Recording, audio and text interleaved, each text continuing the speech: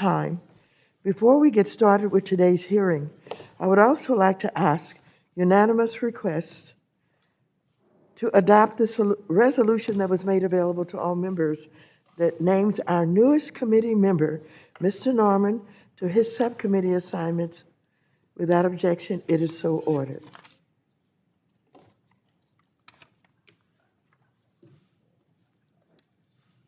This hearing is entitled Monetary Policy and the State of the Economy. I now recognize myself for 4 minutes to give an opening statement.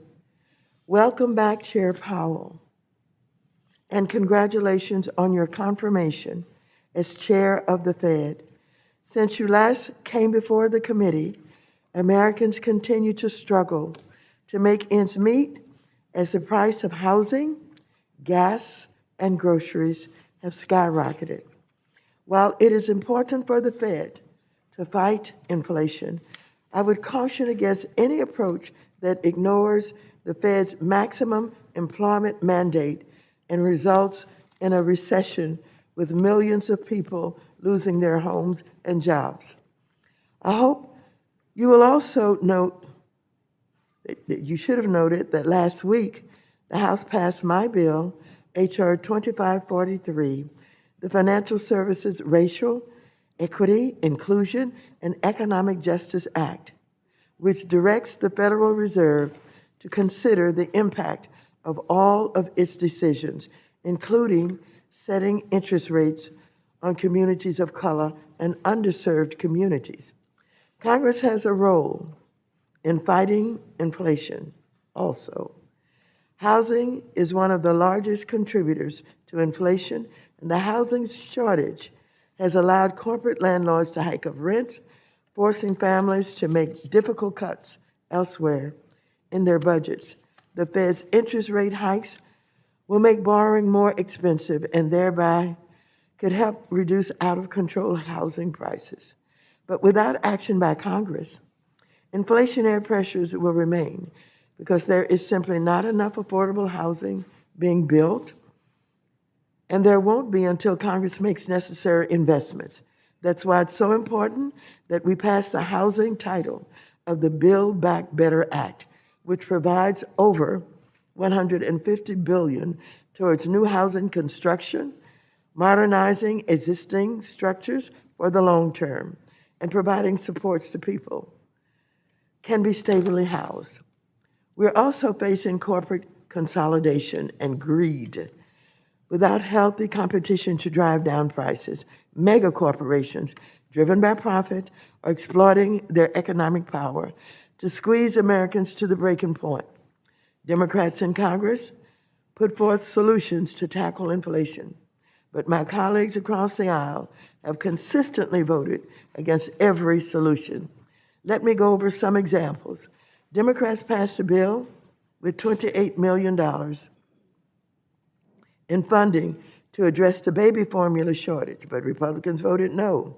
We passed legislation to crack down on price gouging from oil, gas companies, and Republicans voted no. Last week, Democrats passed my Racial Equity, Inclusion, and Economic Justice Act, and you guessed it, Republicans voted no. Republicans can talk about problems, but they have zero solutions. Let's also not forget that the Federal Reserve has more duties beyond monetary policy. Bank mergers and banking deserts are affecting access to credit for low-income consumers and communities of color. And working families who turn to cryptocurrency to generate wealth are now seeing their hard-earned savings disappear. Now more than ever, the Federal Reserve must work with other regulators to properly oversee the cryptocurrency market and provide guidance on a more stable alternative to volatile cryptocurrencies. Lastly, the confirmations of Lisa Cook, Susan Collins, and Philip Jefferson are historic, but more must be done to ensure diversity at the Federal Reserve. So, Chair Powell, I look forward to hearing your testimony this morning, and I now recognize the ranking member of the committee, the gentleman from North Carolina, Mr. McHenry, for 4 minutes to give an opening statement. And for those who may have, please get muted so that Mr. McHenry can give his statement. Thank you, Madam Chair, and thank you, Chairman Powell, for being back with us. A year ago, President Biden tried to buy support by signing into law a $2 trillion stimulus bill. What he did was sell out ordinary Americans who are now repaying all that quote-unquote free money. Inflation is the worst it's been in 40 years. American families are rethinking their long-awaited summer vacations because they can't afford a $5 a gallon price at the pumps. Costs are spiraling out of control for everything from housing and food to airfare, cars, medical care, and clothing. Democrats are still on the hunt for the scapegoat. They blamed oil companies, the war in Ukraine, and supply chain issues in Asia. But let's be clear. It's the Democrats' trillions in wasteful spending that resulted in higher grocery bills and soaring gas prices. President Biden continues to deny that the so-called American Rescue Plan contributed to inflation, recently calling that idea, quote, bizarre. Well, economists across the ideological spectrum, from former Clinton Treasury Secretary Larry Summers to Jason Furman to Michael Strahan, don't think it's bizarre. Even the left-leaning San Francisco Fed found that the American Rescue Plan contributed to price increases. So now millions of Americans need to be rescued from the Democrats' American Rescue Plan. I'm confident Chair Powell is taking this emergency seriously. And as I've said many times before, I think he's the right man for the job, and he is. But how the Fed manages the next few months will be as critical as any other period during the last 4 decades. No one at the central bank was prepared for prices rising at a clip of 8%, with even core inflation rising and running at 6% now. Republicans have long warned about the size of the Fed's balance sheet, but it grew by nearly $1 trillion over the last 12 months alone. And now it seems the previous predictions by the Open Markets Committee about economic projections are wrong, and they are altering course. Simply put, the Fed has its work cut out for it. Lastly, I want to address the left's ongoing efforts to expand the Fed's dual mandate. Republicans have been on the record opposing this, and I hope that the skyrocketing inflation unleashed under the Biden administration puts an end to these discussions. The Fed should be focused on price stability. That should be their single-minded focus at this moment in time. It's out of touch for Democrats to keep pushing mission creep at the Fed when American families are struggling to feed themselves and to get work. The Fed is a serious place with serious business to attend to. It needs to focus on the middle class, not the chirping political class. This was true before inflation broke out. It's all the more obvious to today. I hope that Chair Powell will deliver that message to his colleagues throughout the institution. And again, I want to thank Chair Powell for his testimony. Thanks for his willingness to engage with policymakers on the Hill. And thank you for his openness in what has been a more closed-off institution. We have a mess to clean up. And we know that you're taking your job seriously. I'm glad you're taking your job seriously. And with that, Madam Chair, I yield back. Thank you, Ranking Member McHenry. I now recognize the Chair of the Subcommittee on National Security, International Development, and Monetary Policy, the gentleman from Connecticut, Mr. Himes, for 1 minute to give an opening statement. Thank you, Madam Chair, and welcome, Chairman Powell. Congratulations on your confirmation. I don't remember a moment as consequential as this one for the Federal Reserve or as potentially testing of its leadership. I think I have to go back to the end of 2008 and the first quarter of 2009 to think of a moment that was quite as important as Americans watched the economy collapse around their ears and their jobs and assets being lost. There is a very real possibility that Americans will be caught in a vice, an economic vice, not of their own making, between inflation, which makes their everyday lives unaffordable, and the possibility, much contemplated by economists, of a recession. Simply put, as one of the last members of Congress to get out of the chamber when it was under attack on January 6, 2021, I don't believe that our democracy can sustain either runaway inflation or another recession. And despite the rhetoric you'll hear all day today here, there's not a lot that we can or will do. Much of this rests on your shoulders. So Chairman Powell, I just ask that as you make your decisions, you think not just of the numbers and the economics, but of the importance of sustaining this nation's democracy. Thank you, Mr. Himes. I now recognize the ranking member of the Subcommittee on National Security, International Development, and Monetary Policy, the gentleman from Kentucky, Mr. Barr, for 1 minute to give an opening statement. As we face the worst inflation the country has seen in 4 decades, I am encouraged to have Mr. Powell leading our central bank, and I'm hopeful the Fed will rise to the occasion. At the same time, it's important to remember the following. Just last year, Democrats were ignoring inflation warnings to pass a $2 trillion stimulus bill. They were pushing the Fed to solve climate change and social ills, and they flirted with unconventional monetary tools like yield curve control. Today, as gas prices top $5 a gallon, these left-wing ideas seem like a fever dream from an alternative universe. But many Democrats fell for them at the time, and they'll likely pursue them again if inflation subsides. The lesson for the Fed is clear. It needs to focus on doing a limited number of jobs well and not get distracted by those who want it to be all things to all people. Specifically, the Fed should be laser focused on its price stability mandate. And even as you acknowledge the risk of recession and as everyone desires a soft landing, I encourage the Fed to have fortitude to prioritize defeating this inflation scourge. Chair Powell, I hope you are hammering this message home at the Fed as ordinary Americans see their paychecks eaten away under Democrat mismanagement of our economy. I want to welcome today's distinguished witness, the Honorable Jerome Powell, Chair of the Board of Governors of the Federal Reserve System. Without objection, your written statement will be made part of the record. Chair Powell, you are now recognized for 5 minutes to present your oral testimony. Chairwoman Waters, Ranking Member McHenry, and other members of the committee, I appreciate the opportunity to present the Federal Reserve's semi-annual monetary policy report.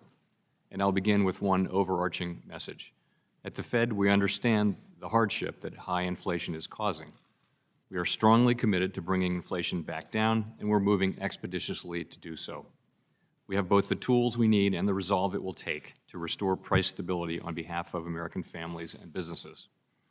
It is essential that we bring inflation down if we are to have a sustained period of strong labor market conditions that benefit all.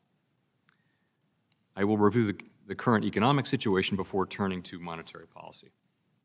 Inflation remains well above our longer-run goal of 2%.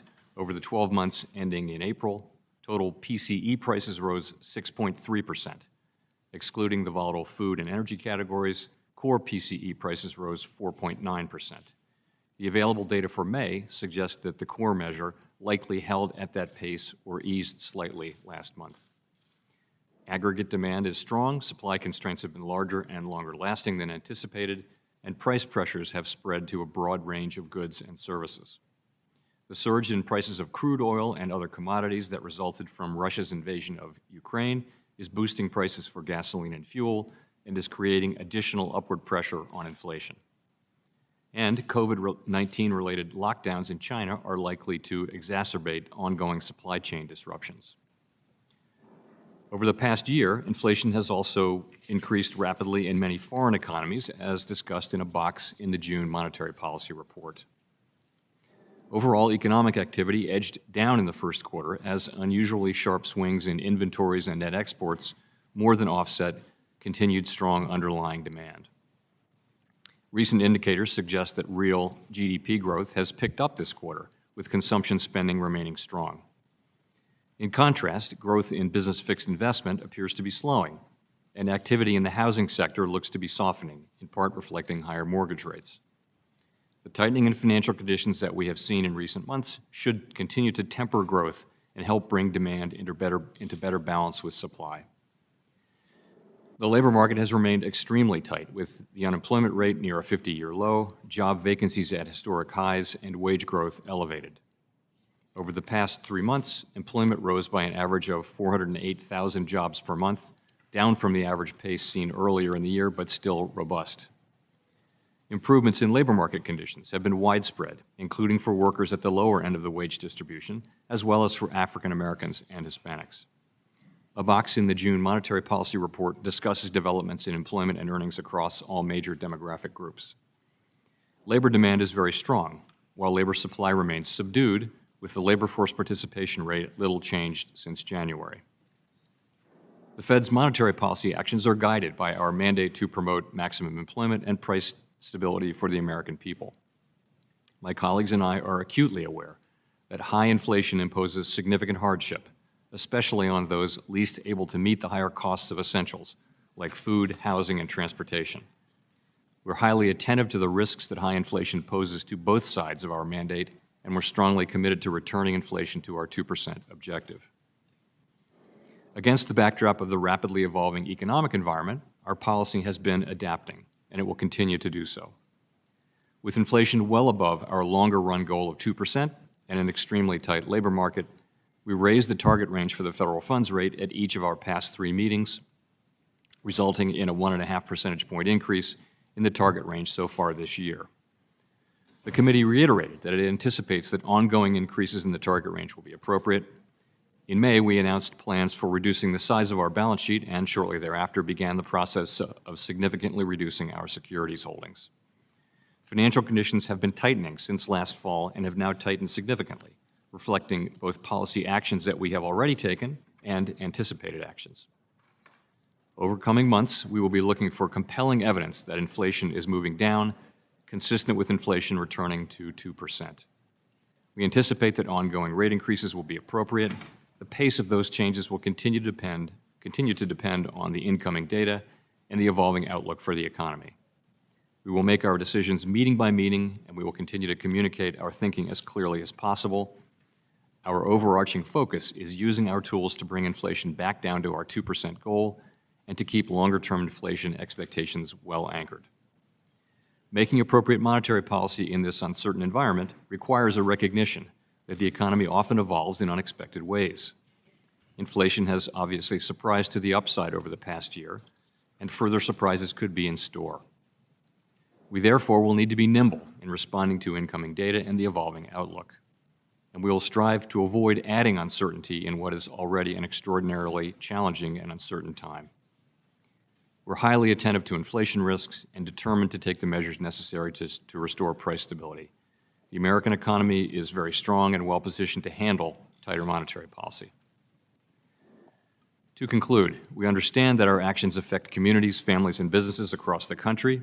Everything we do is in service to our public mission. We at the Fed will do everything we can to achieve our maximum employment and price stability goals. Thank you, and I look forward to your questions. Thank you very much, Chairman Powell. Chair Powell, at your Senate confirmation hearing, you were asked about the possibility that inflation is being driven by corporations in concentrated sectors of the economy. You said, and I quote, "That could be right. It could also just be, though, the demand is incredibly strong and that, they're raising prices because they can," quote, unquote. We're all seeing and feeling the effects of inflation on consumer pocketbooks, but corporate profit margins are not hurting.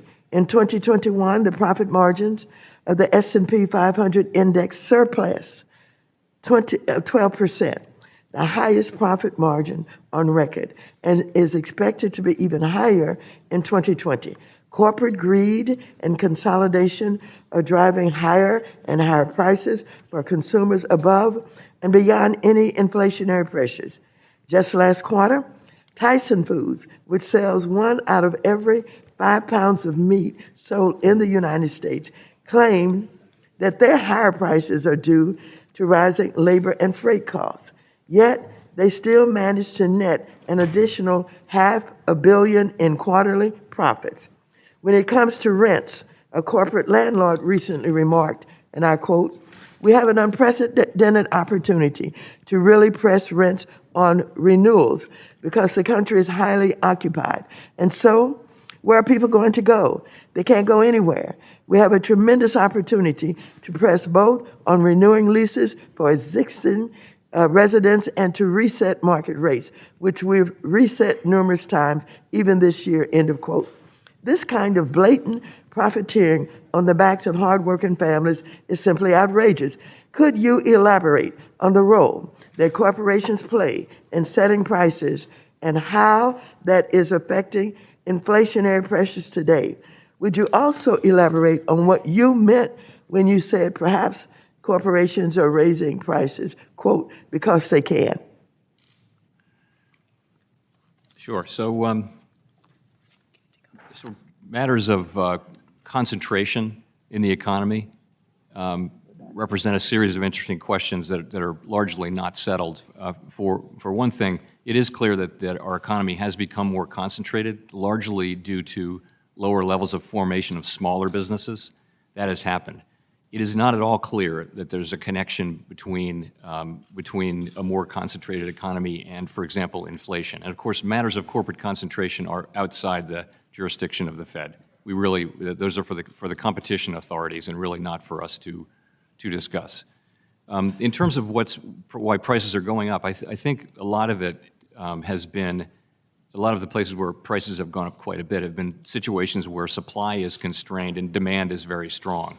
And so take cars, for example. The demand for cars went up a great deal during the pandemic. People wanted to ride in cars rather than public transportation, and they wanted to move to the suburbs and things like that. Rates were low. The economy was stronger than people expected.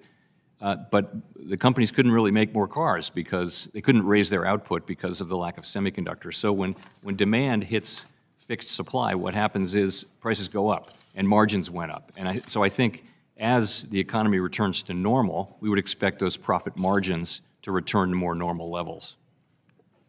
Well, Chairman Powell, the example that I gave of Tyson, who said their prices were rising because of labor and freight costs, and yet they managed to net an additional $500 million quarterly profits. I apologize. I'm having a hard time hearing your words. I'm sorry. Okay. The example that I gave of Tyson Foods and the fact that they said that their prices were rising due to labor and freight costs, yet they managed to net an additional $500 million in quarterly profits. How do you explain that? I'm not familiar with their profit and loss statement, but I will say, and again, there may be particular industries where there are competition issues. I don't know that. It's really not our focus or our authority. Well, do you have the opportunity to look at rising costs and identify corporations where they are gaining substantial profits, yet they keep raising their prices? Do you have a way of examining that? I think we can see that, but I think, our job is to keep, maximum employment and price stability. So we're not in the business of regulating individual companies or determining whether their actions, for example, are anti-competitive or that sort of thing. That's more for elected people and also for the competition authorities. So we do look at that, but again, I think a great deal of the price increases that you saw were a matter of supply being unable to meet demand, and the result was prices moving up. In many cases, that was the story. Thank you very much. The gentleman from North Carolina, Mr. McHenry, who is the ranking member of the committee, is now recognized for 5 minutes. Thank you, Madam Chair. I would, on this debate about corporate profits, I would commend to the committee Secretary Yellen's statement where she rejects the idea of corporate greed is to blame for inflation, and I concur. We have a complex set of issues. The fiscal house was certainly different than monetary policy, and the extraordinary nature of the partisan American Rescue Plan and the $2 trillion injected into a recovering economy and Democrat policies to keep people out of the workforce for longer than the rest of the Western world also contributed to inflation. So that is a political debate here on Capitol Hill, Chairman Powell, and that is on the political side. What I want to ask you about are the policy tools that you are using. Now, certainly you, as chair of the Fed and the Open Markets Committee, took extraordinary measures in the midst of the pandemic to ensure that we didn't have further contagion, and including extraordinary lending facilities, purchasing securities, keeping the federal funds rate at zero. These were the right tools at the right time. On the fiscal side, you had a partner with bipartisan bills to keep our economy afloat during government shutdowns. But like all the good firefighting measures, we should put them away when times change. I want to talk to you as you put these measures away, how you expect the economy to respond. So let's start here. What is your level of commitment to fight inflation? Well, so it's unconditional, our commitment is, and the reason is that we need to, in a particular situation, we have a labor market that's sort of unsustainably hot, and we're very far from our inflation target. We really need to restore price stability, get inflation back down to 2%, because without that, we're not going to be able to have a sustained period of maximum employment, where the benefits are spread very widely and where people's wages aren't being eaten up by inflation. Really, it's something that we need to do, we must do, in order to have that kind of a labor market. We'll need to do it. So as you pull back these emergency measures from COVID, and you normalize rates to what they look like sort of in the long run, how do you expect the economy to respond? So when we raise interest rates, and also to a lesser extent when the balance sheet shrinks, what happens is rates go up across the economy and financial conditions generally tighten. And you can think of it as in interest-sensitive spending is an important place that'll be affected, and that's things like automobiles and other durable goods. If rates are higher, then demand for cars will moderate, will decline a bit. The second channel would be asset prices generally. We don't target any particular asset prices, but higher interest rates tend to bring them down broadly. That tends to mean a little bit less spending because people's wealth has perhaps declined a little bit. And the third channel can be the exchange rate, where that also has disinflation effects. So overall, we have these effects on the economy. Our intent, of course, is to bring inflation down to 2% while preserving a strong labor market. As I've mentioned, that has become significantly more challenging with the events of the past few months, particularly the war, which is driving gas prices up and raising energy prices and also food prices and disrupting supply chains further. So at the same time, you have a massive balance sheet. First begin with mortgage-backed securities. As we have a roll-off of the Fed's balance sheet of mortgage-backed securities, what are expectations for how that affects housing? So I think what will affect housing is the rate. The housing industry and market are slowing down from a very, very hot pace, and that's partially because of higher mortgage rates. The effects of shrinking the balance sheet will be marginal compared to the effects that we're seeing and expect to continue to see from rates rising mortgage rates. But what are your expectations and any further announcements? Can we expect further announcements on the assets you hold and the securities you hold? Or are there going to be balance sheet announcements in the coming weeks? No, I would say this. We have a plan. We've articulated it. The markets are forward-looking. They see it. And the markets are in a good place, I think, understanding what we're going to do. And that's we're going to be allowing these securities to mature and run off our balance sheet at a pace that we've said. And it'll be 90 or 95 billion, I guess, by September. Now it's about half of that. So that's what we've done, and we expect, the idea is that that'll just be on an ongoing basis in the background, and we think the markets can handle that. Treasury issuance is way down, so we think there will be demand for these securities. The Treasury will then reissue them in whatever form they think is appropriate when it relates to Treasuries. So, Thank you. The gentleman from New York, Mr. Meeks, who is also the chair of the House Committee on Foreign Affairs, is now recognized for 5 minutes.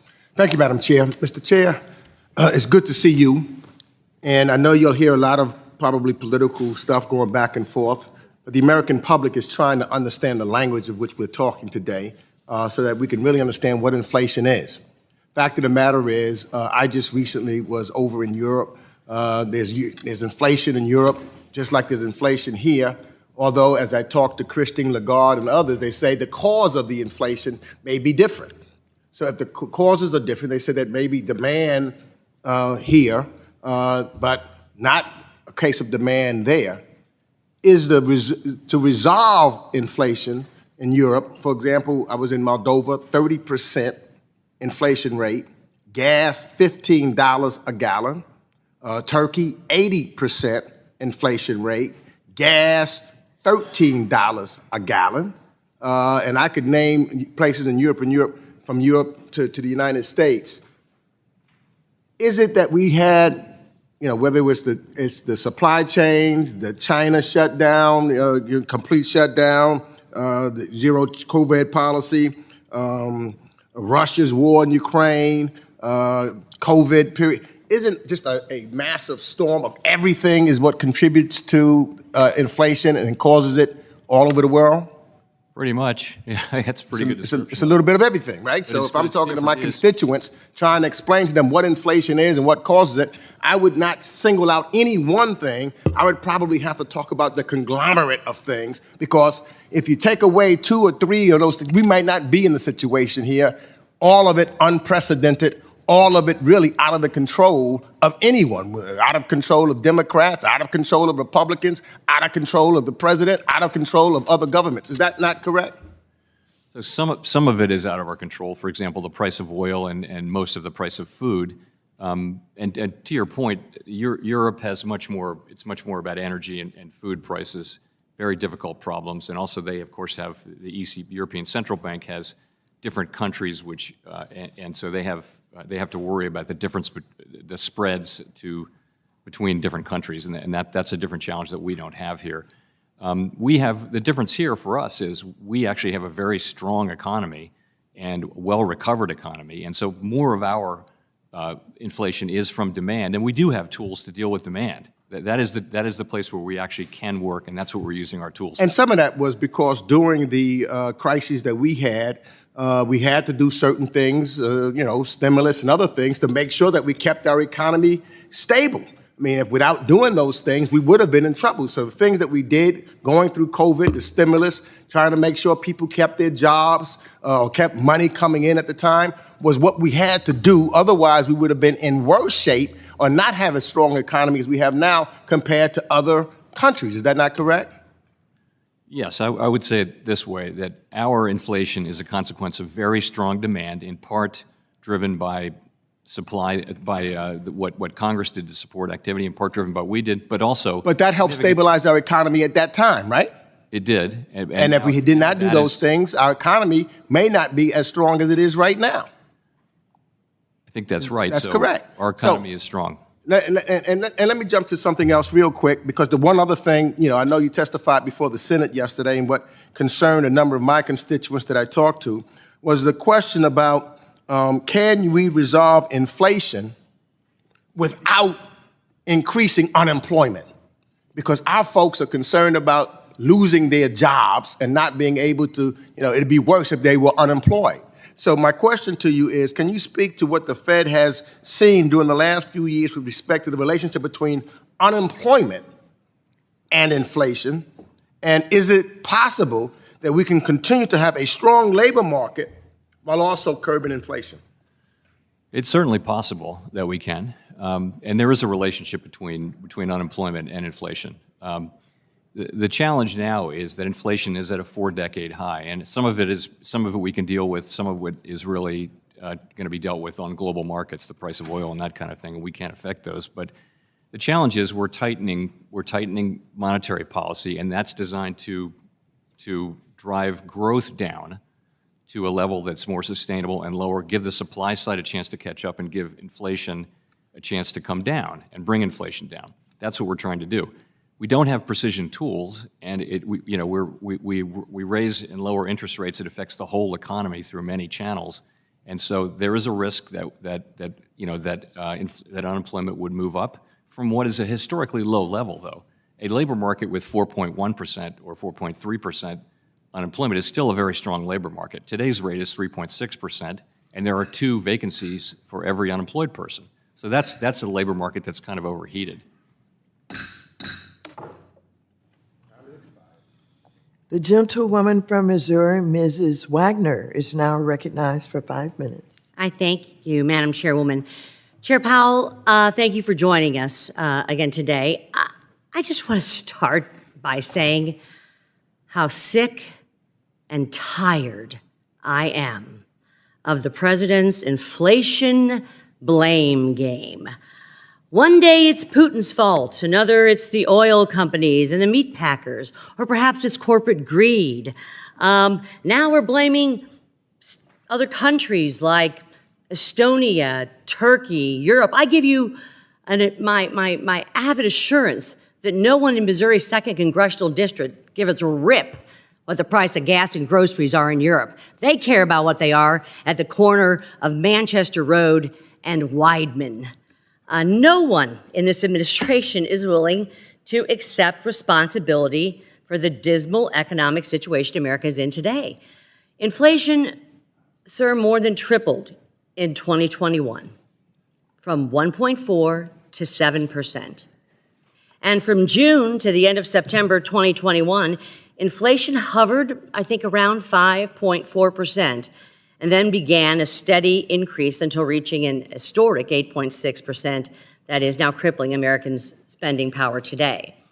Chair Powell, when inflation remained steady at 5.4% during that period in 2021, what factors played into the Fed's decision to keep rates at nearly zero during each FOMC meeting in June, in July, and in September of 2021, sir?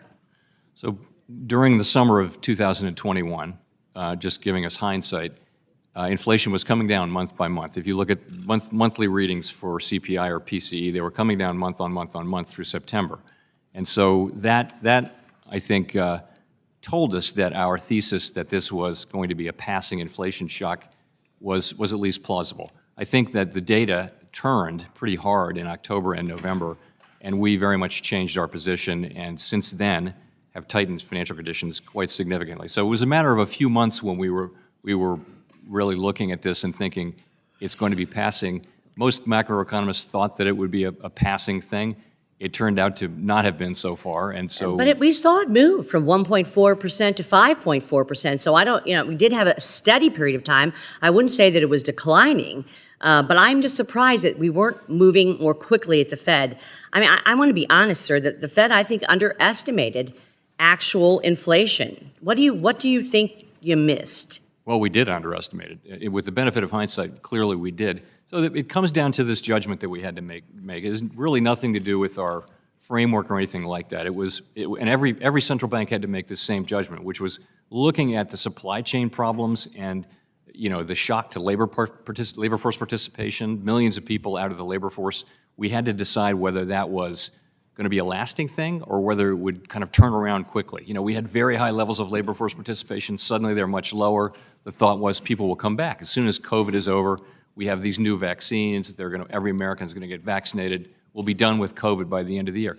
So basically, these supply side issues, broadly speaking, just didn't get better. There were recurring waves, and that was the judgment we had to make.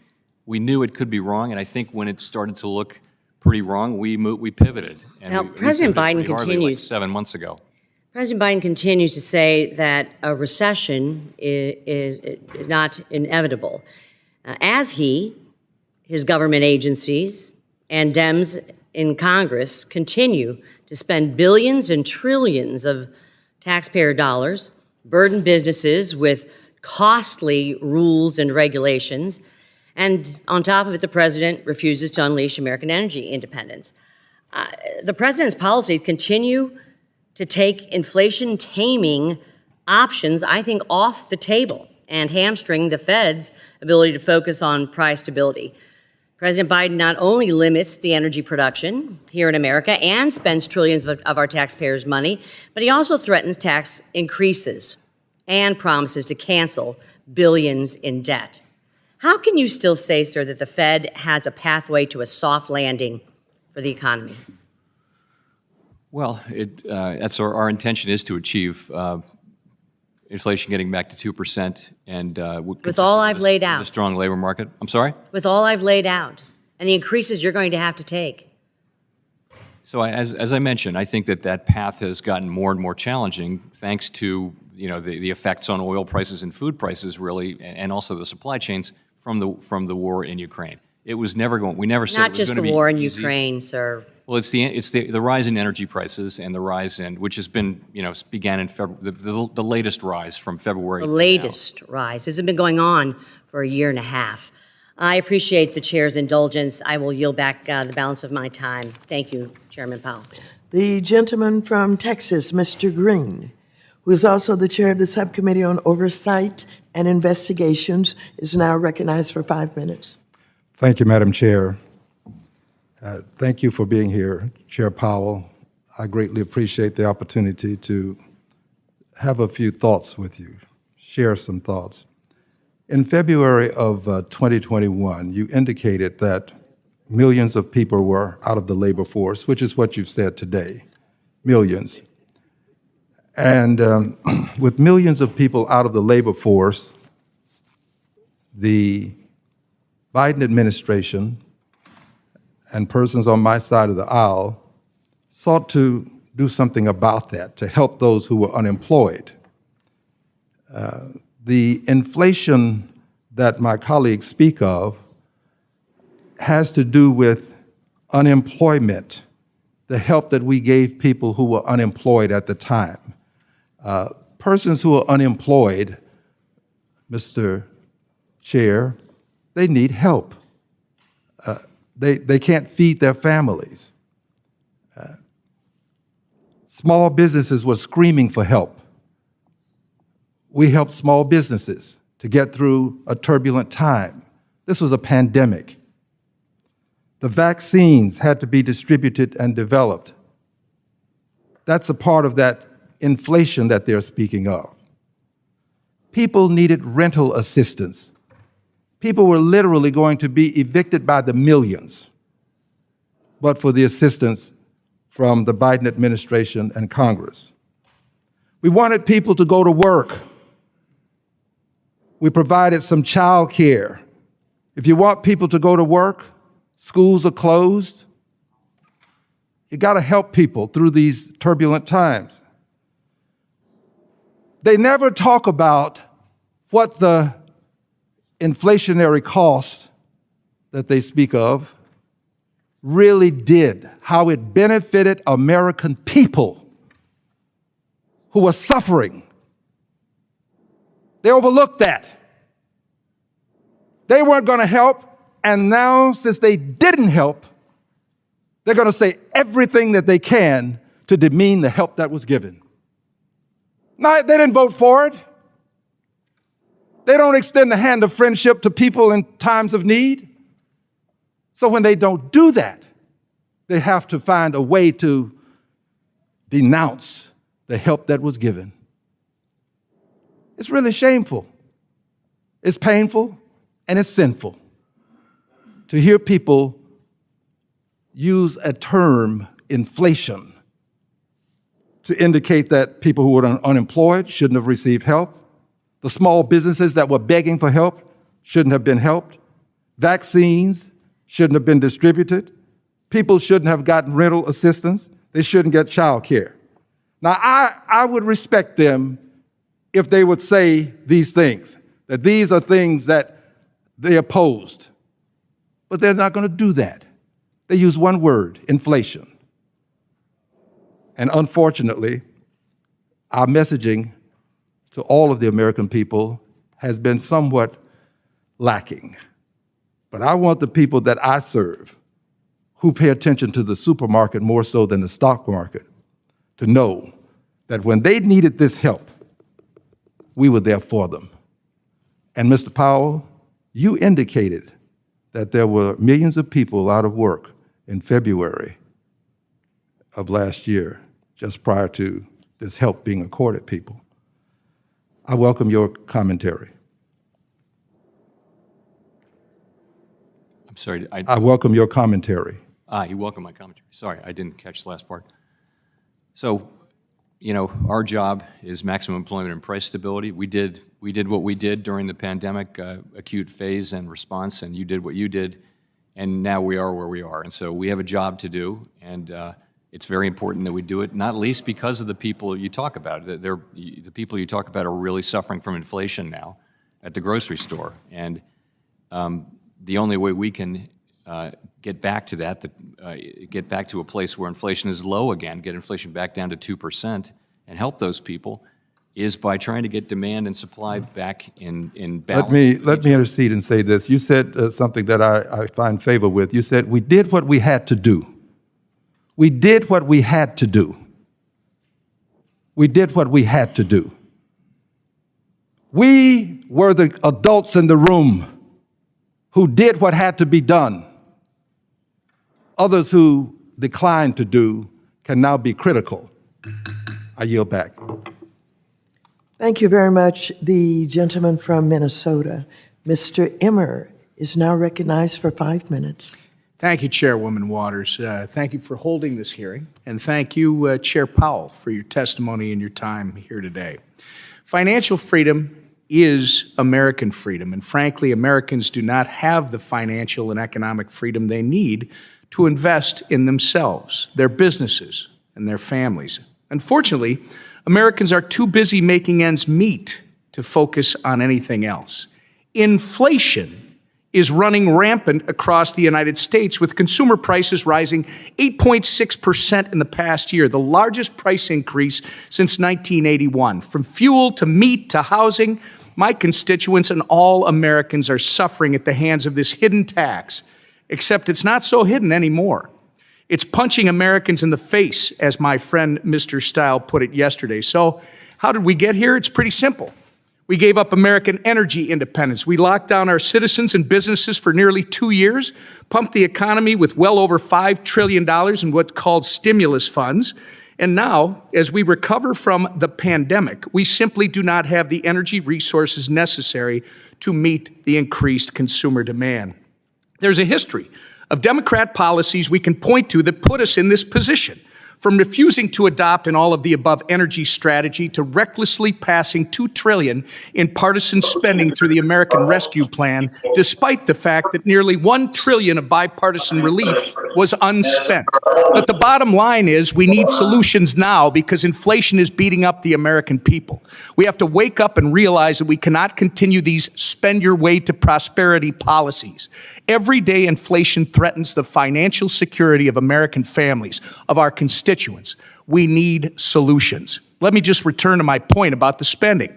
In December 2020, we'd authorized nearly $4 trillion in bipartisan COVID relief. Yet just 3 months later, Democrats pushed through another $1.9 trillion with hardly any oversight mechanism included, even though a quarter of all COVID relief remained unspent. When President Biden was recently asked if the $1.9 trillion spending bill caused inflation, he said he didn't think the bill had even a minor impact and called the idea, quote, bizarre. Chair Powell, do you agree with the president's conclusion that the $1.9 trillion that was included in the American so-called rescue plan had not even a minor impact on the inflation we're seeing today? I'm sorry, I wouldn't comment on what any elected official said, and it's really not up to us to score fiscal interventions. Again, sir, if you would, respectfully, I'm not asking you to comment on what the president said. I'm asking you personally, do you believe that the $1.9 trillion American Rescue Plan did not even have a minor impact on the inflation we're seeing today? We didn't comment on the Tax Cuts and Jobs Act. We didn't comment on the CARES Act, and we won't comment on that act. And from that, it's interesting, sir. Reclaiming. It's interesting, sir, that you won't comment on this, but you were more than willing a year ago to talk about inflation as some transitory something that everyone has acknowledged now. It's going to be here for a while. Even though it seems like the president's Build Back Better package, this massive spending package, is dead on arrival, certain elements might not be dead. Chair Powell, do you have concerns that if Congress injects a new round of stimulus into the current economy, it could, and in fact will, add to the inflation we're seeing today? Again, really, it's not our role to give you advice on what to do. You know, we report to Congress, not the other way around. We're sticking to our mandate and our mission, and we have a lot of work to do on that front, and not really giving you advice on what you should be doing. We take fiscal policy as something that comes to us, and we deal with it as part of everything else. I'm very disappointed, sir. I mean, you are supposed to be in charge of the monetary policy of this country. You're now embarking on raising interest rates because that's the only tool you think you have left. This is not just a dog chasing its tail anymore, sir. This is a dog that's starting to devour its tail and its back end because of the debt that we are carrying. I want to thank you. You acknowledged we're in a bad spot. We're knowingly walking toward an even worse inflation, a recession, and God forbid, food shortages. Yet we're relying on old monetary policy tools to keep us from falling off a cliff. Sure, we can raise interest rates over and over, but the only way to curb in a disaster this bad is to raise interest rates to a catastrophic level, or as like Larry Summers suggested, we allow unemployment to go to historical highs. It's not feasible. We need to put ourselves on a strict spending diet. And we have to have strict oversight on the funds that Congress has already allocated to make sure not even one single dollar is going to waste. And we need to put control back in the hands of small businesses on Main Street. Thank you. The gentleman from Connecticut, Mr. Himes, who is also the chair of the Subcommittee on National Security, International Development, and Monetary Policy, is now recognized for 5 minutes.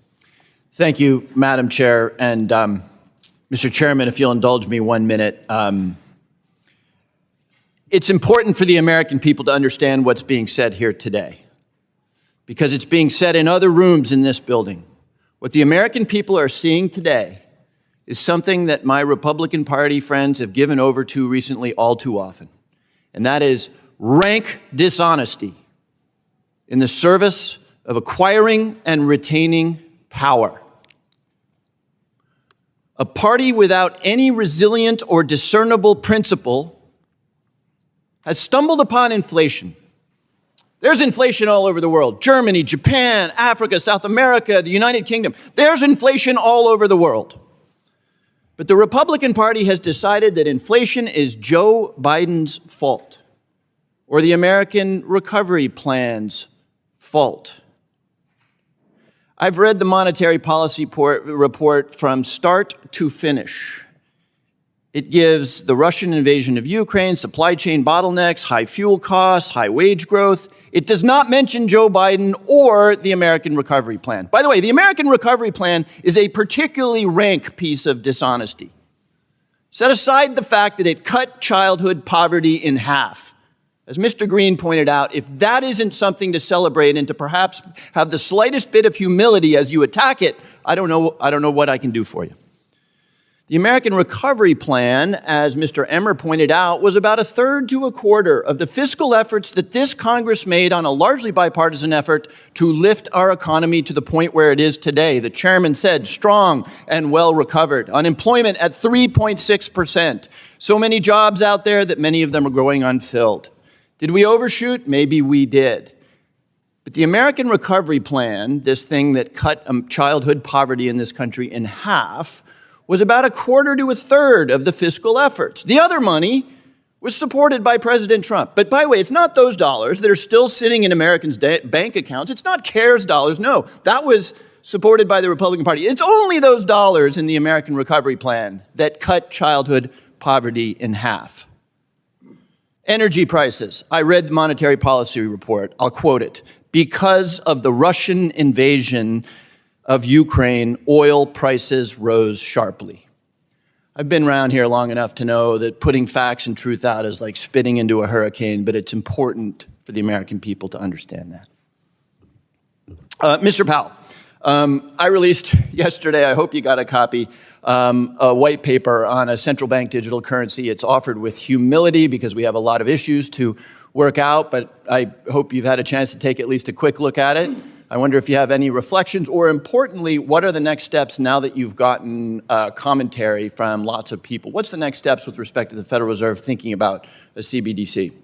So I did have it. I printed it out. I have it here. I have not had a chance to read it carefully, obviously, given all that's going on. But no, so I think generally we're doing a great deal of work. The President signed an executive order, and administration, parts of the administration are working on this. I think it's something we really need to explore as a country. It should not be a partisan thing. It's a very important potential financial innovation that will affect all Americans.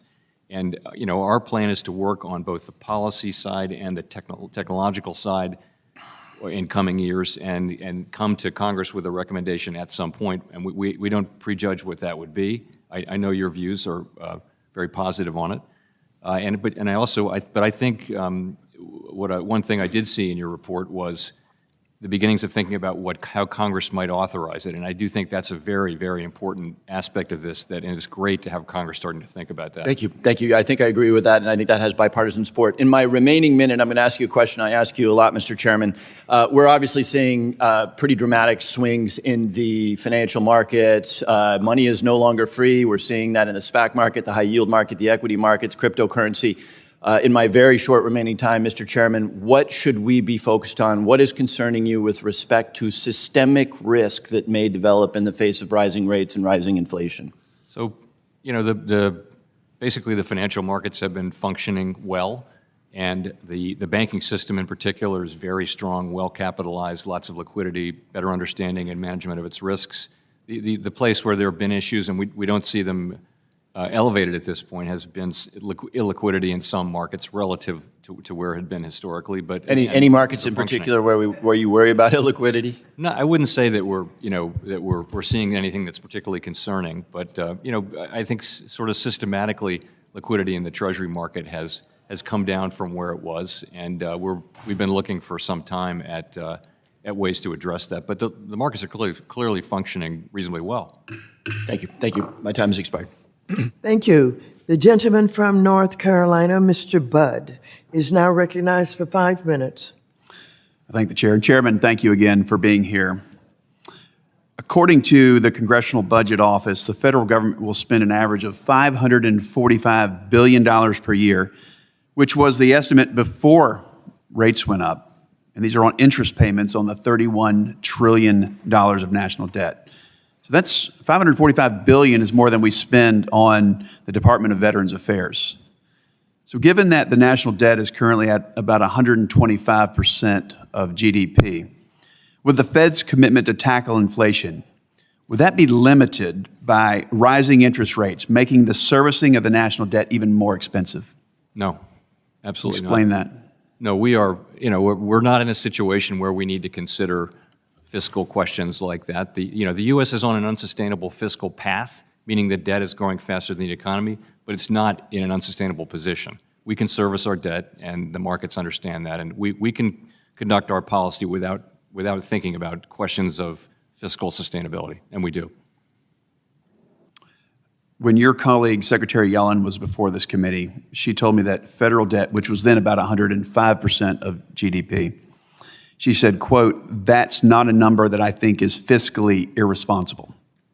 She also went on to say, quote, "If interest rates are zero, we could substantially have a higher debt burden." And in the formula in the following questions, she alluded to Japan and the fact that it could be about double of where we are now, meaning about $60 trillion of debt if you use her math. So do you agree with Secretary Yellen that having a national debt of over 100% of GDP is fiscally responsible, given that interest rates can change and that historically low interest rates can't always be expected?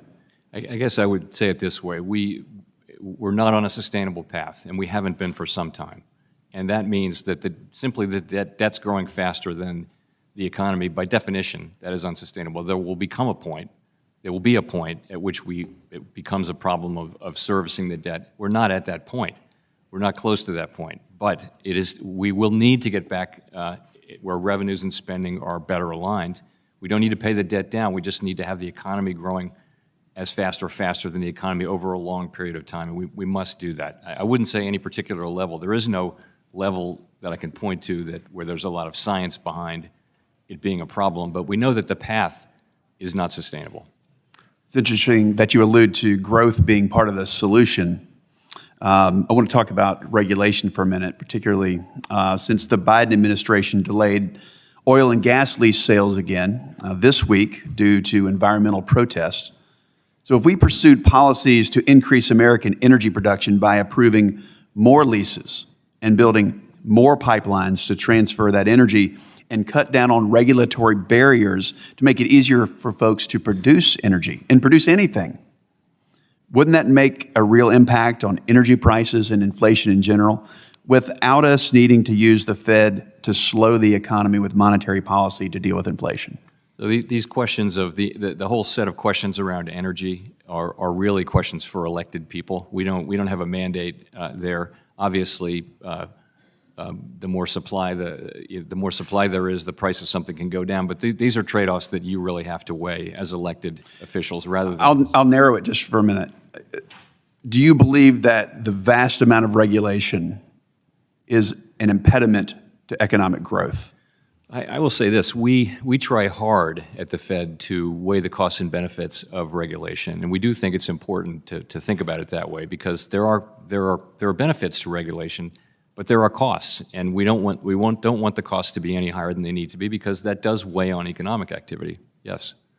I mean, when you talk about somebody trying to buy a home and now they're questioning it because of the rise in mortgage rates, and then I hear for years that 25% of the cost of a new home is due to regulation at some level. So that's the point I'm trying to make, is that we need to be very cautious with our regulations, because a lot of it's constraining our growth, and the growth ultimately which solves this fiscal problem. So the point I'm trying to make is that we have much better tools like deregulation, which can free up supply, rather than just monetary policy.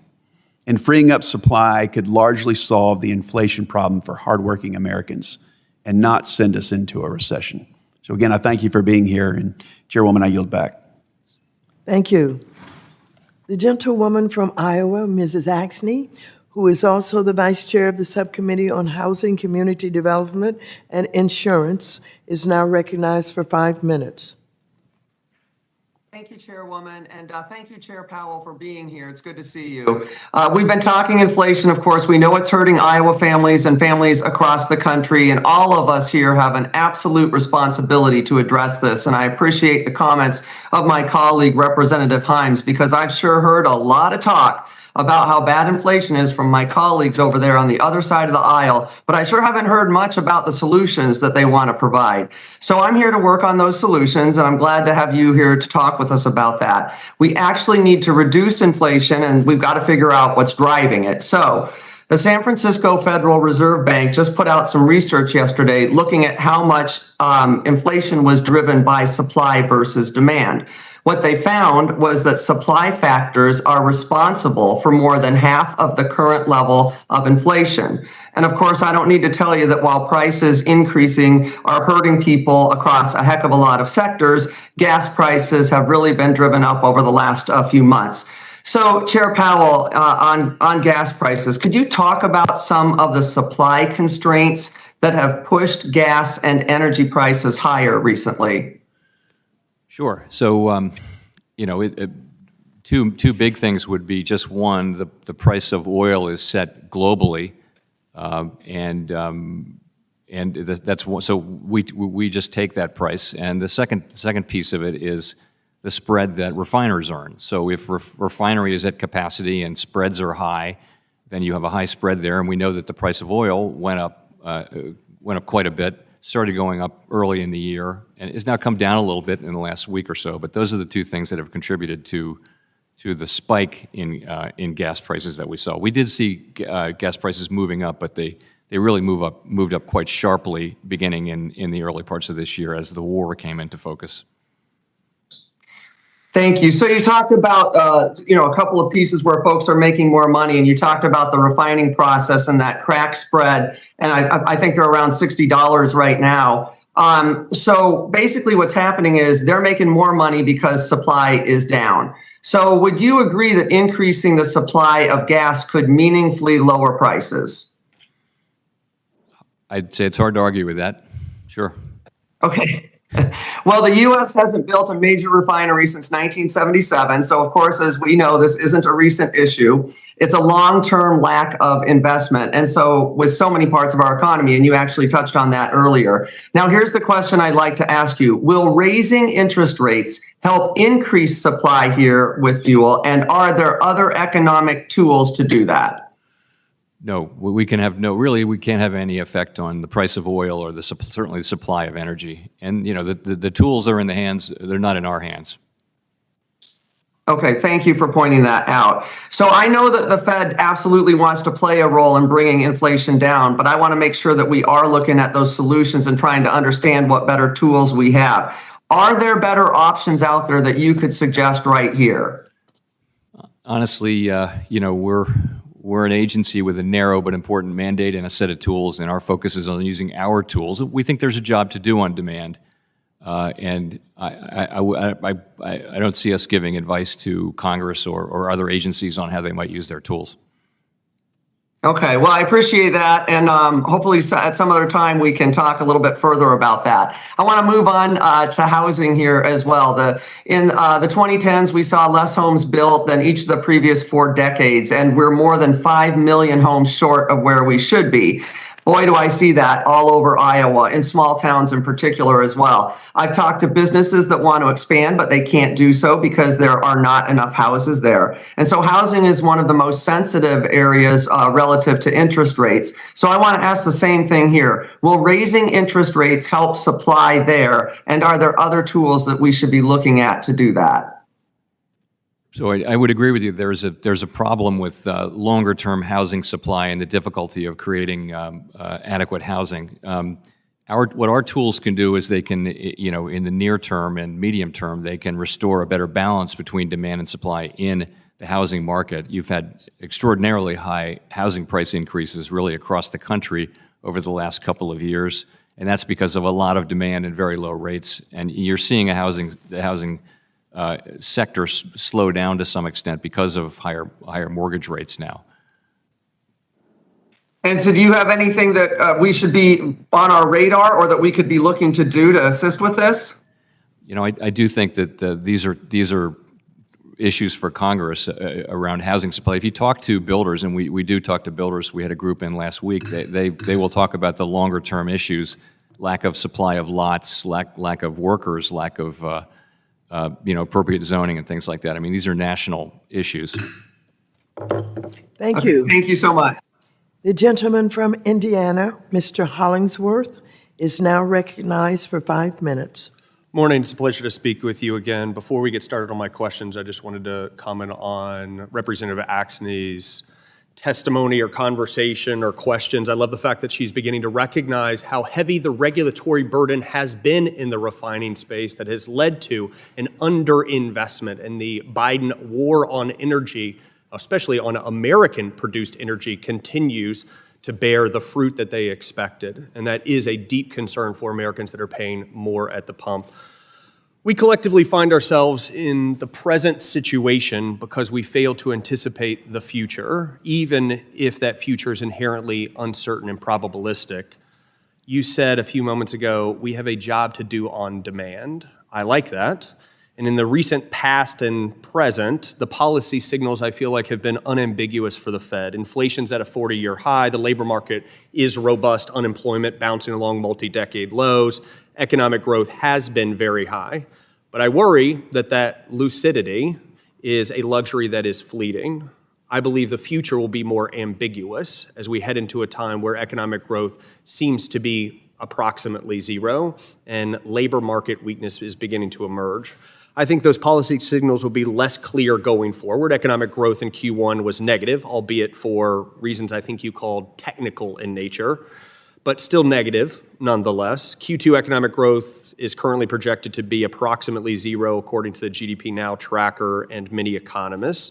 Weakness in the labor market, while nascent, is beginning to emerge. Still yet, inflation as a lagging indicator remains, as you put earlier this week, very, very high. I've certainly praised the Fed's tardy yet sudden total focus on price stability, which will come, as you said, at the cost of aggregate demand reduction. Technical reasons or not, America will feel aggregate demand reduction where GDP growth is already zero as a recession. So I am curious to hear your thought process in an environment where inflation is steadying or coming down, but still yet at multiples of your target, and unemployment is escalating quickly and economic growth is negative. Tell me a little bit about how you'll think about that environment and approach that from a policy and rate setting perspective. I guess I'd start by saying that that's not the environment we see or expect. We actually do think that growth this year, in the second half of this year, should still be fairly strong It is coming down from the very high reopening levels of last year, but the first quarter was somewhat anomalous. Private spending was actually at a very healthy Tell me level. about how you'll think about that environment. I assume that you could be correct, but there's a chance you could be incorrect about that soft landing prediction. So the way our tools work, what we're trying to achieve is is to have a moderation in demand so that supply can catch up, and so that'll take pressure off of resource utilization, and inflation can come down. That's what we're trying to achieve. But If inflation it were will to come down happen- after that fact. Demand will come down first. Inflation will lag that, where inflation remains That's right. multiples of your target, but unemployment, because of that sagging demand, goes up. Economic growth is depressed because of that sagging demand. Tell me how you'll think about that environment. So the way we think about it from a policy standpoint is we raise interest rates and shrink the balance sheet. That affects broad financial conditions, Indeed. and that affects the economy. So the question we'll be asking is our policy rate, that's the thing we control, is it at the right level so that it's affecting financial conditions in the economy in the way that we need and intend? And I that want to is know that- how you will intend to affect them where unemployment is going up and economic growth is negative, but inflation remains high. Well, I think you would, in that hypothetical situation, I think you would say that would be a setting in which inflation could be expected to come down. As I've said, we'd like to see inflation coming down as well. Right. So the question is, you've got So choices. you could move rates down or steady rate escalations in advance of inflation hitting your target as long as you saw it beginning to come down. If economic conditions or your other mandate, full employment, begin to show weakness. As one of my colleagues used to say, at every meeting, it's the same question. Do you raise, leave them the same, or bring them down, rates, right? So I think, we'd have to see what's happening. We'll try to make good judgments in real time. Right. But the main thing is we can't fail on this. We really have to get inflation down to 2%. So we're going to want to see evidence that it really is coming down before we declare any kind of victory. And so I think we'd be reluctant to cut. Well, this will have real cost to Americans, so I want to make sure that we're forward thinking about what is going on in the real economy, not just watching a lagging indicator that is inflation. And with that, I'll yield back. Thank you. The gentleman from New Jersey, Mr. Gottheimer, who is also the Vice Chair of the Subcommittee, National Security, International Development, and Monetary Policy, is now recognized for 5 minutes. Thank you, Madam Chairwoman. Mr. Chairman, the most recent Consumer Price Index report indicated that the largest component of the CPI, shelter owned and rented, has increased 5.5% since last year. Estimates I've seen show apartment rental costs up 15% or more over the last year. Do you believe the CPI measure of shelter costs understates the actual increase in housing costs? And do you have any suggestions for actions Congress can take to lower housing costs for Americans in the short and long term? There's some sense in which it might understate costs because it's not capturing leases that haven't turned over yet, right? So it's really looking at leases that are turning over. So probably it's a higher rate. Overall, we think it's a decent measure. It also remember that in the CPI, housing services has a weight that's double in the measure that we look at personal consumption expenditure inflation. We think that's a better, more sophisticated, a better representation of the inflation that's actually happening in people's lives. So we would tend to look at that. Thank you, Mr. Chairman. I do want to shift to another issue that's covered in your June report. I've been engaged in discussions on cryptocurrency policy and have long warned that a run on stablecoin has the potential to stabilize financial markets. My concerns were realized in part last month when the so-called stablecoin terror collapsed. Your report highlighted the danger of that event and called for congressional action to protect consumers and financial markets. My draft legislation, the Stablecoin Innovation and Protection Act, would establish a definition and requirements for qualified stablecoin and define as cryptocurrencies redeemable one-to-one for U.S. dollars. This legislation would reduce financial instability in the markets and protect consumers and support innovation in fintech. It would create also a pathway for banks and non-banks to acquire qualified status for the stablecoins they issue. With federal oversight, do you believe non-bank entities can be reliable issuers of qualified stablecoins if they can prove they are fully backed by cash or cash equivalents? So, as you know, we've recommended that Congress look at this, and there are many approaches, including yours. The President's Working Group did recommend that stablecoins be issued by insured depository institutions. I think it's great that Congress is looking at different approaches and evaluating those questions. What you really want, though, is you want to be sure that those entities are appropriately regulated, and in our view, in some sense, at the federal level. So, but I think it's That's going to be a question for Congress. You know what the PWG came up with, but I think they're different approaches. Do you have any views on who the primary regulator should be at all? You think that's all up to Congress? Like, would the OCC would you have a problem with the OCC being a primary regulator? You know, for national bank charters, yes, but I mean, the thing is, stable coins are used now principally in the capital markets, as you know, around the platforms, the digital finance platforms, and that's more in the bailiwick of the SEC. If there were going to be payment stable coins, we should be involved, and if it's going to be about banks getting involved, it'll be the banking regulator. So I think it's going to be, we're blessed by a plethora of regulatory agencies in the financial sector, so that'll need to be sorted out. Do you think that's something, given the challenges we've had in the last months, that's something we have to move quickly on? Are you concerned with how long it's taking Congress to actually act there? I think it's very important. It's no different than any other big technological innovation.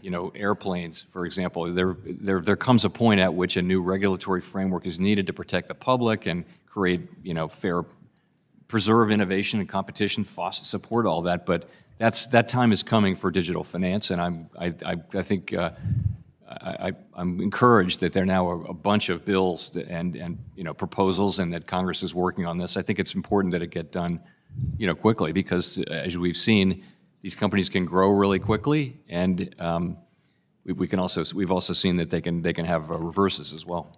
And you think overall the ideal role of the Fed in overseeing stable coins is what? What ultimately you think long term? What's the role of the Fed?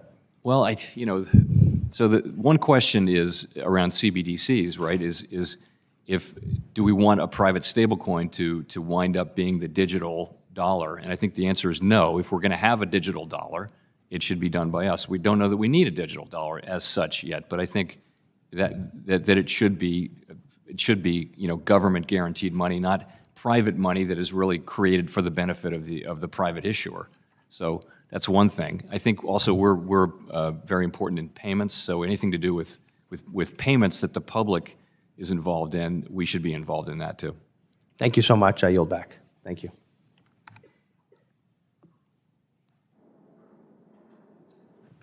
Thank you very much. The gentleman from Tennessee, Mr. Rose, is now recognized for 5 minutes.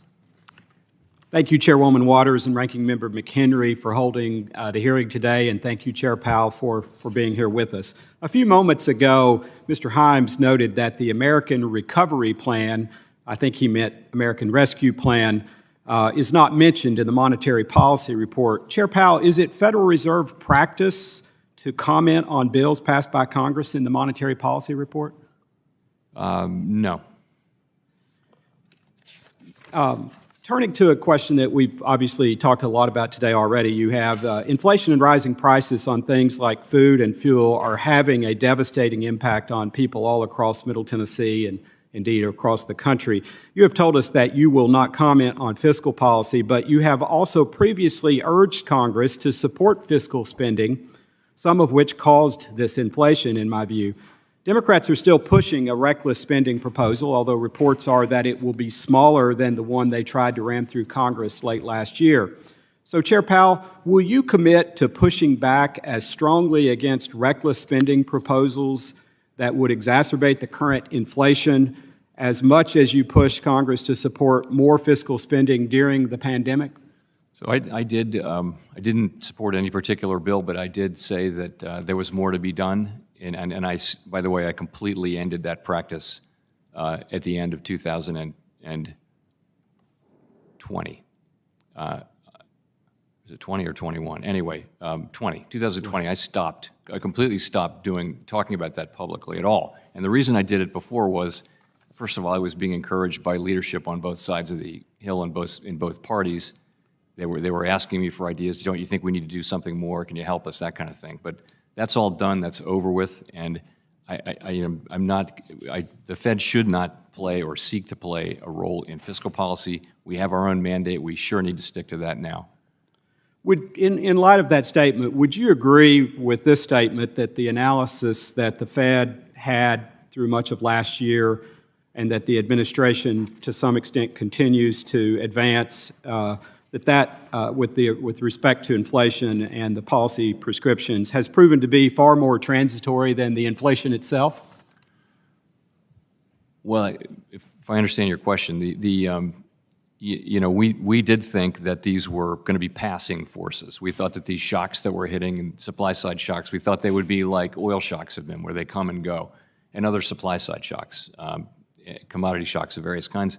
As the course of 2021 went on, it became increasingly clear, particularly in the fall, that wasn't going to be the case. We weren't going to see that kind of progress, and we pivoted. 7 months ago now, we pivoted to address this with our policy tools. I think our judgment in real time proved to be incorrect, but it was not an irrational judgment, and it was one that was very widely held at the time by other central banks and economists generally. But it wasn't about economics. It was, how long is this going to last? Are these things that are happening to our economy, which are unprecedented, are they going to get better? Like, for example, millions of people dropping out of the labor force, or the problems we have with the global supply chains. There was no model of that. We can't look at the last 20 times it happened. So that's, for sure, in hindsight, it was not transitory. Thank you. The Committee for a Responsible Federal Budget estimated that canceling federal student loan debt held by Americans could increase the inflation rate as much as 0.5 percentage point and would add $1.6 trillion to the national debt. This estimate notably also did not incorporate the possible effect that student debt cancellation would have on increased college tuition prices. Chair Powell, has the Fed done any analysis on the inflationary impact of these proposals to forgive student loans being actively considered by congressional Democrats in the administration? Not that I know of. We would look to CBO and legislation. We tend to start to put it in our models of the economy when we think there's really likely going to be legislation. Generally, though, would you expect forgiving $1.6 trillion in debt, whether it's student loan debt or credit card debt, to have an inflationary impact? Well, again, I'm going to leave that to CBO to score, and also the Office of Management and Budget. We just routinely do not score congressional proposals. It would get us involved in political things, and why would we be independent then? So to be independent, we need to be out of these very difficult fiscal issues, which are really your job. Thank you, Chair Powell. I yield back. Thank you. The gentlewoman from Massachusetts, Ms. Presley, is now recognized for 5 minutes. Thank you, Madam Chair. Chairman Powell, without question, the Fed has a role to play in healing our economy. But as with any treatment, the wrong medication can cause even more harm and make the patient more ill. Chairman Powell, at your latest press conference, you stated, quote, "Wages are not principally responsible for the inflation we are seeing," end quote. I certainly agree with that assessment, as do many economists. Considering that wages are not driving inflation, why is the Fed addressing inflation with tools which primarily impact wages, such as interest rates? Well, our tools principally impact inflation, not necessarily wage inflation. So our job is price inflation. But I will say on wage inflation, the issue is that over time, wages are really very important. Over time, looking forward, are very important, particularly for service companies where most of the costs are really in wages. And wages, we all love to see big wage increases, but these increases that have been having, some of them are just substantially bigger than would be consistent with 2% inflation. Thank you. Well, throughout today's hearing, to that point, you've indicated that the Fed doesn't have more precise tools at your disposal. Chairman, the root causes of the inflation we are seeing are supply chain disruptions outside of the Fed's control, whether it's COVID-19 lockdowns in China or the Russia-Ukraine war, which is why this knee-jerk response to raise interest rates is so alarming. The Fed cannot control the factors causing inflation, but this policy choice would plunge millions of people back into unemployment, dampen wage growth, and tip the economy into a recession. There's an old adage, Chairman Powell, if all you have is a hammer, everything looks like a nail. You've recently said that the Fed's tools like interest rates and the balance sheet, are famously blunt and lack precision.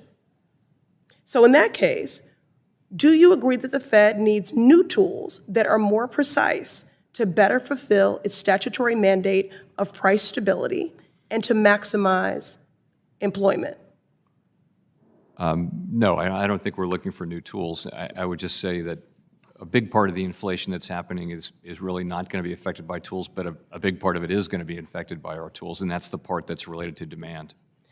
Mr. Chairman, but by your own account, you stated on the record that the Fed's current tools are ill-suited to deal with the inflation we are seeing. So perhaps now is the time to expand the Fed's toolkit to meet the unique moment that we find ourselves in. For example, one tool that could help the Fed tailor a more precise response to inflation is direct credit regulation. This would allow the Fed to regulate the availability of credit in the specific sectors of the economy experiencing high inflation without impacting other sectors. Would you support Congress passing legislation to give the Fed more precise tools to tackle inflation, such as this idea? That's not something we would seek. Of course, it's up to Congress to make those decisions, though. But at your own admission, your tools are too blunt and not precise enough. So what additional tools do you believe the Fed needs to respond more precisely to inflation? Well, again, our tools they're blunt, but they are the right tools to deal with broad aggregate demand, and that is a more important determinant of inflation than energy and food prices. As painful as energy and food prices are, the bigger piece of it is related to demand. We can't help with energy and food prices, to your point, but we can help with aggregate demand, and we do that through the tools we have. We're not seeking a deeper involvement in the economy like you're talking about, but again, that's a question for Congress. Congress can change our toolkit or our mandate. Well, in this moment of overlapping crises, from supply chain disruptions to high inflation, I do believe we need precise policies that respond to the needs of the American people. The Fed knows that raising interest rates will not address the root causes of rising prices, but they will just keep doing so, even at the cost of millions of working class people's livelihoods. We need a more sophisticated toolkit for the era we are in to truly heal our economy and tackle inflation responsibly. Thank you. I yield.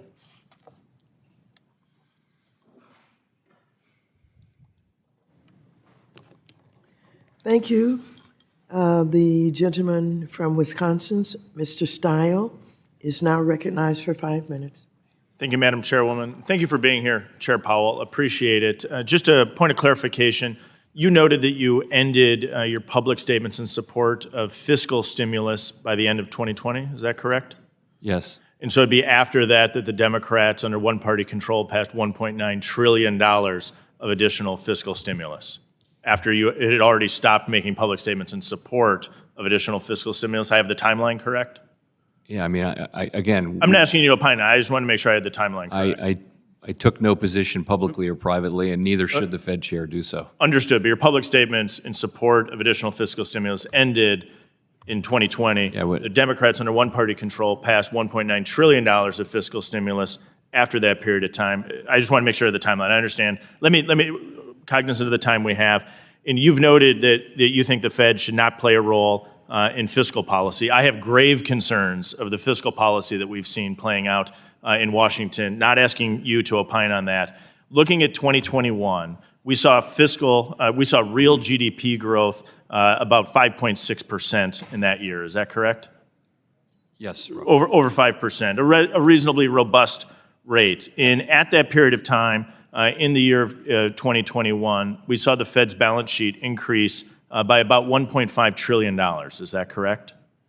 Sounds about right. So at the period of time where we were seeing reasonably robust economic growth, the Federal Reserve was continuing to build its balance sheet to a tune of $1.5 trillion. And so during the year 2021, the Federal Reserve ultimately purchased about 54% of all federal debt issued by the Treasury. Is that accurate?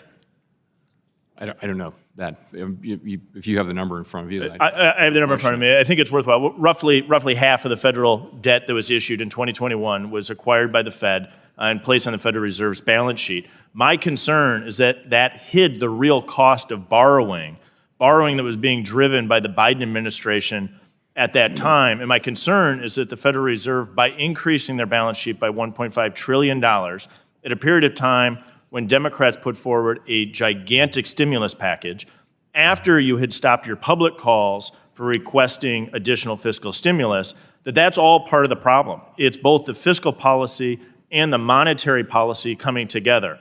But let me keep going here for a moment. The federal government paid in debt payments last year $580 billion. Is that correct? I don't know. That's the numbers I have. It's about 5.8% of our budget, fiscal side. And the projections of CBO interest over the next decade, one of the CBO projects that it will triple to $1.2 trillion. But that's assuming federal debt remains in a range of 2.4% to 3.8%. That's the CBO's projections to get to debt payments increasing to $1.2 trillion by the end of the decade. But we're sitting here at a period of time when the 10-year Treasury yield has crossed 3%, 3.16%, I believe, as of yesterday. A year ago, that was 1.48%. So we're already approaching the high interest rate threshold that CBO has for interest on the debt to triple. Do you project that interest payments on the debt, the interest payment number that's impacted by the interest rate set by the Fed, will remain in a range of 2.4 to 3.8%, or do you believe that it will dramatically be above that? We don't publish projections on on Treasury rates. So as interest rates are moving, as you're doing that, I think appropriately so, to address the inflation environment that we're in, the Federal Reserve doesn't project the cost on the debt moving forward? So internally, we don't publish, as what I said, but internally, we of course do have a path for the 10-year, for example, and for many, many years, it's always showed rates returning to levels even where we are or even higher. Well, that's what goes into our models, because we assume over time, for example, we're reversing, we're going to be shrinking our balance sheet by in the range of $1 trillion a year in coming years. So that'll put more supply out. That should put some upward pressure on rates. So we do. It's not our business to project this publicly, but that our assumptions are that rates will return to levels that are somewhat higher. Well, let me for the record state that I'm very concerned that we're going to see interest rates remain high. The Committee for a Responsible Federal Budget notes that 50 basis points is $143 billion a year in debt. I'm concerned that we're on a path that's very unstable. Appreciate you being here. Madam Chairwoman, I'll yield back. Thank you. The gentlewoman from New York, Ms. Ocasio-Cortez, is now recognized for 5 minutes. Thank you so much, Madam Chair. And thank you, Chairman, for coming in to speak with us today. Chair Powell, in the summer of 2019, which admittedly was a different world, during a Financial Services Committee hearing, you relayed to me that, quote, I would look at today's unemployment as well within the range of plausible estimates of what the natural rate of unemployment is. Do you recall what the unemployment rate was around that time in 2019? I want to say 3.5%. Yes, it was 3.5%. And what is the current unemployment rate today? 3.6%. 3.6. You also said, quote, when unemployment went way up, you didn't see inflation go way down. So you don't see inflation reacting to unemployment the way it does because inflation seems very anchored. Again, that was at that time. Chair Powell, would you say that some, briefly yes or no, but would you say that some of the contributing factors to today's inflation include ongoing supply chain issues, including volatility of commodity prices as a result of the ongoing conflict in Ukraine, and companies also raising prices because they can? Well, I would say on supply side issues, for sure, those are playing an important role. And am I correct that American workers' wage gains have actually trailed inflation? In other words, while the cost of goods went up by 8.6% on average, wages did not increase by that much. It depends. For some people at the lower end of the spectrum actually have been getting positive real wage gains. For most people, though, inflation has been higher than their wage increases. So on average, we have a wage growth at about 6.1%. So average wages are trailing inflation. It does seem that American workers are not primarily responsible for the inflationary issues that we're seeing today. But despite this, we are seeing some comments from individuals like former U.S. Treasury Secretary Lawrence Summers earlier this year said that in order to contain inflation, the U.S. needs 5 years of unemployment above 5% or 1 year of 10% unemployment. Do you agree with that assessment? So I understand how that number can be arrived at or derived, but I think there's so much uncertainty, and in particular, the answer is going to depend to a significant extent on what happens on the supply side. If we do get these supply side problems worked out, which I think is certainly going to happen in time, then you wouldn't see anything like that. But it's a highly uncertain time, and our intention, of course, is to bring down inflation while keeping the labor market strong. I think it's important to drive home what a 10% sustained unemployment would look like in this country. For context, we didn't even reach 10% during the Great Recession. We did experience 10% unemployment in 1982 following the Volcker shock. But in this market, to get to 10% unemployment, that would require about 10.5 million additional people out of work. And historically, we know that black unemployment is usually double that of white unemployment, correct? Yes, it tends to move at twice the speed, both up and down, but certainly moving up. So when the former Treasury Secretary says he wants 10% unemployment overall, he's also saying that we need black unemployment of nearly 20%, or implies that. But Chair Powell, I do think that despite the tools that you don't have, Congress does have tools as well. Would you say that the following actions granted in the scope of Congress could be deployed to impact inflation, using antitrust laws against companies that are raising prices using their market power? Sorry, I didn't hear the last part. Would this action, would using antitrust laws against companies that are raising their prices have an impact on inflation? Laws? Antitrust? Antitrust laws. Okay. Sorry.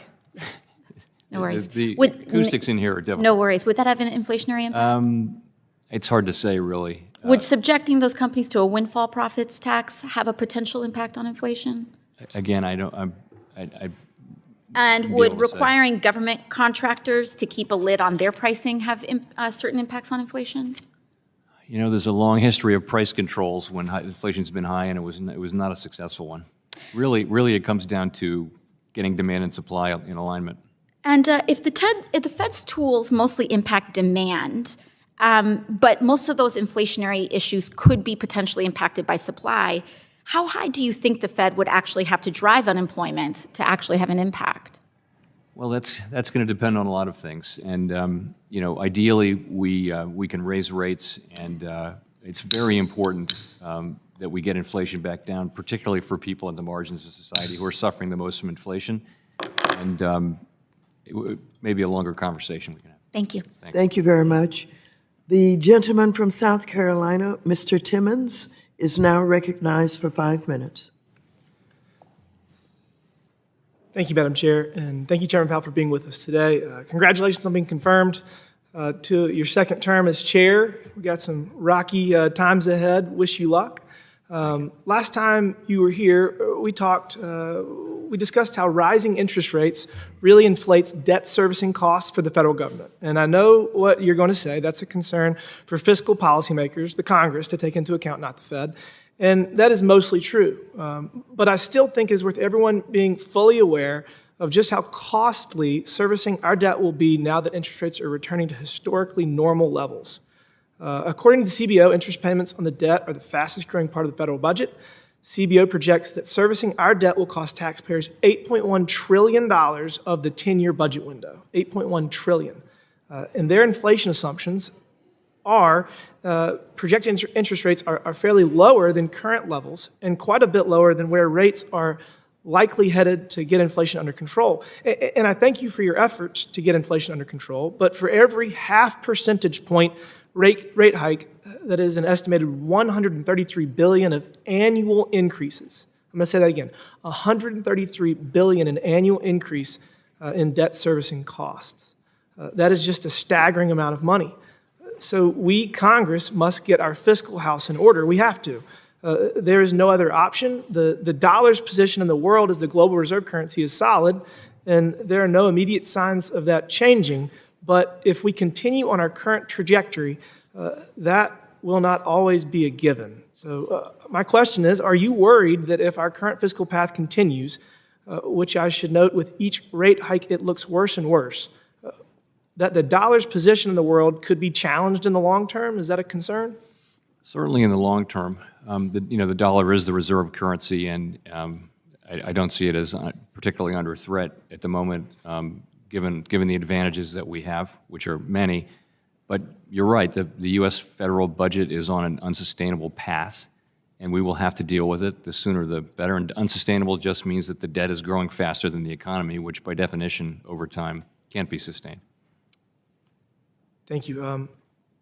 For the record, I also want to follow up. You stated the following as Congress considered the Biden stimulus.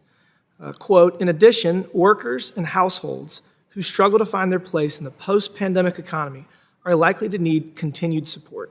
The same is true for many small businesses that are likely to prosper again once the pandemic is behind us. That was from your speech on February 10th of 2021. I just wanted to add that in for the record. One final question. During a meeting last week at the International Association of Insurance Supervisors, the IAIS issued a consultation paper on comparability criteria looking at the use of international capital standard versus the aggregation method. As you know, the U.S. has committed to using an aggregation-like approach here in the U.S.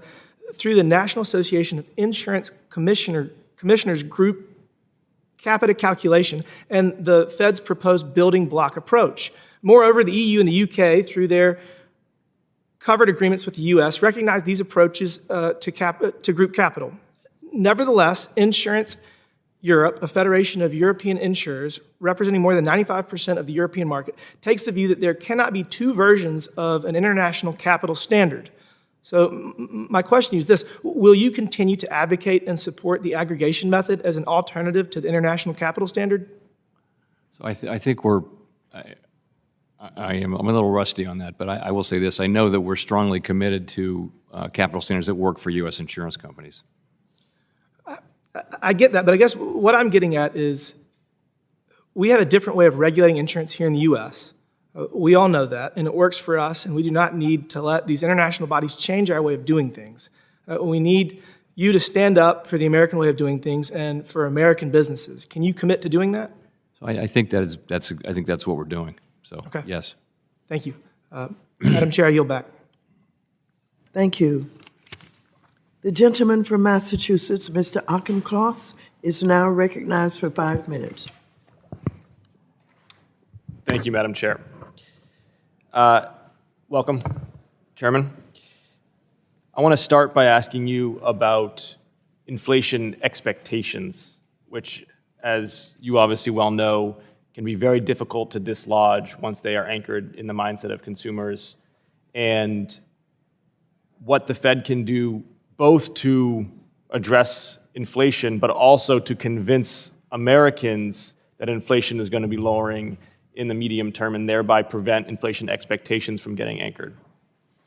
Well, so if you look at inflation expectations, and of course we measure professional forecasters, households, market-based break-evens and things like that, a broad range of things, you do see that people expect inflation to be high in the very near term, but they expect it to come down fairly quickly and get back to. So generally, as a general matter, the evidence is clear that people do expect inflation to come back down to levels that are consistent with our price stability mandate.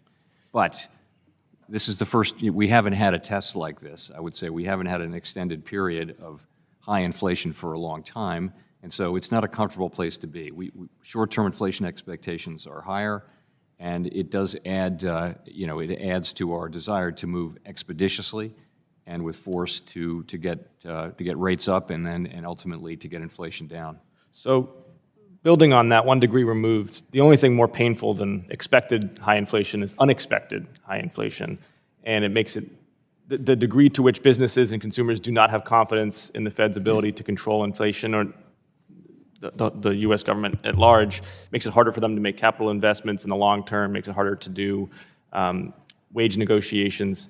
Is there a measure of the degree of confidence that both business and consumers have in the ability of inflation to remain low that you are tracking, so that we can try to measure the degree of confidence people have in not having to see unexpected inflation in the future? So first, I agree. But ultimately, this is the point is that if the public retains confidence that inflation will come down, if their expectations remain accurate, then it will come down. That is we think that's how self-fulfilling, right? So by many measures, we track them all. I mean, we put them all in one big measure called the Index of Common Inflation Expectations. We do that and we publish that at various times. And they're sending basically that message that essentially, yes, inflation expectations are anchored. But as I said, that's good, but it's not enough. We need to get inflation down because inevitably over time, these expectations are going to be under pressure. Are you able to track, though, it seems like you also want to track volatility within that index of inflation expectations to see how much confidence people have that they're not going to see unexpected inflation? Yes. We look at the distribution, and there's some small signs, concerning signs, and we just can't allow that. We really have to. Ultimately, our whole framework is about keeping inflation expectations well and truly anchored, so that inflation will return to that anchor. And your credibility in that is autocatalytic in inflation expectations. So I think it's critical that the businesses and consumers have that confidence. Absolutely. Can you explain how quantitative tightening, I guess we would call it now, is going to play into that? Unrolling quantitative easing of the last 10 years? Sure. So it's quantitative easing in reverse. So what quantitative easing does is it reduces the supply of risk-free, longer-term assets, and that tends to drive rates down as people want those. And when we loosen our balance sheet, when we shrink our balance sheet, what happens is the public will be holding more of that paper and we won't be holding it, and that should have some upward pressure over time. Markets are forward-looking, so they're already pricing this in. And you don't project any changes in how you're going to do QT? So we put out a plan. We thought very carefully about it. We've announced it. Markets have seen it, and it's sort of priced in. And I think we would intend to keep to that plan. Of course, one of our principles is that we're always going to be flexible if that's warranted. Last question for you in the final 30 seconds here, Chairman. Can you give us an update on FedNow and your plans for access both to established banks as well as to financial technology companies? So FedNow is supposed to go live next year. We believe we're on track to do that. We've got people working really hard on it for some time. I didn't catch the last part of the question. And how are you gonna make access available? Is it going to be just for certain types of banks? Is it going to be for financial technology companies? How are you going to adjudicate access? So that's something we're looking at. We are, mainly it's for the broad sweep of banks, and we'll have to look at going beyond that. I yield back. Thank you. The gentleman from South Carolina, Mr. Norman, is now recognized for 5 minutes. Thank you, Chairwoman Waters. Chairman, welcome. Glad to have you here. Would you agree that housing is a leading economic indicator on the health of the economy or on the direction the economy is going? It's certainly an important indicator. Because it affects so many different facets of the economy. Because it affects so many facets of the economy, is that right? I'm sorry, I'm having a hard time hearing. Because it affects so many facets of the economy. In other words, when housing, whether it's commercial or residential, you buy a lot of products that are across the spectrum. It's an important, very important sector of the economy for the reasons you point out. And one of the reasons that most economists are predicting a severe recession is housing as a leading economic indicator. I've done that. That's what I've made my living. Do you realize it's very simple to solve to get the housing at a point that it was under the previous administration. I'm from South Carolina. People are moving there. Do you realize in the last probably 4 months, there's been a severe cutback, despite the fact that people are coming in and need it. And it's because of this administration's war on energy and natural gas. The Fed can't regulate that. Putin can't regulate that. It's a direct result of policies of this administration. And one of the reasons that it's basically going to come to a standstill, the war on energy, you can't afford gas for your product. It's a war on the workforce that this administration has done. When you pay people not to work, it's kind of a disincentive to go to work. Supply chain that has been mentioned, when the call I got 4 days ago, a leading producer of chicken cannot get corn to feed the poults, the young chickens, is kind of a problem. Interest rates, which is at your disposal, is severely going to affect the housing industry. When you're paying a 6% long-term mortgage rate, along with every other cost increase directly caused by the policies of this administration, the housing is going to come to a stopping point, as it is now likely to have. Regulations have been mentioned here.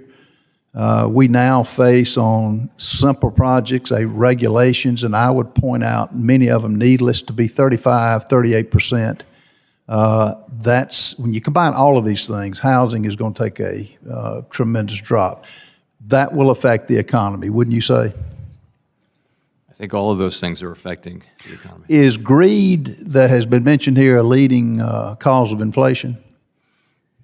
I think it's a macroeconomic phenomenon that's caused by the things we've been talking about. Was greed not a factor 4 years ago? I mean, if it's a factor now, were they just less greedy in 16 through 20? It's hard to see why there would have been. Right. And did Putin, was he responsible for the low gas prices that we experienced from 16 and 20? Not as far as I know.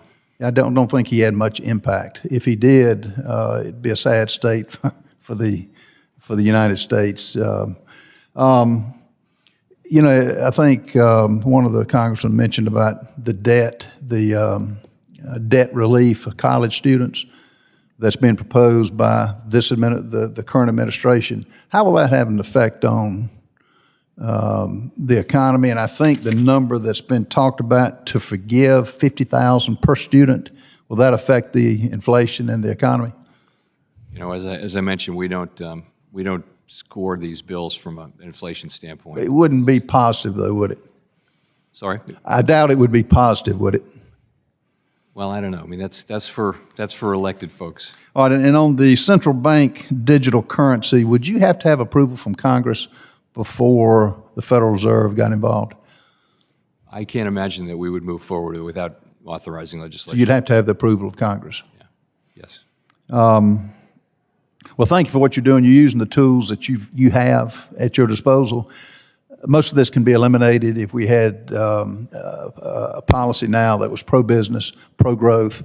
But thank you for what you're doing, and congratulations on being reappointed as chairman. Thank you. Thank you. The gentleman from California, Mr. Vargas, is now recognized for 5 minutes. Thank you I'm over here, Mr. Chairman. Thank you very much, Madam Chair and Ranking Member. Mr. Chairman, thank you very much for being here, and congratulations, I think. I'm not sure. You're running into pretty heavy lift here going forward, but very much I appreciate you being here today. I believe that inflation is real, obviously, and it's hurting a lot of people. It's the causes, I think, that are being manipulated and frankly lied about. And there's one big criticism that I make of you, and also, and especially, I guess, Secretary Yeltsin, and that is that you haven't explained inflation within the context of the world environment, what's happening globally. My good friends on the other side of the aisle love to blame inflation singularly on President Biden and his policies.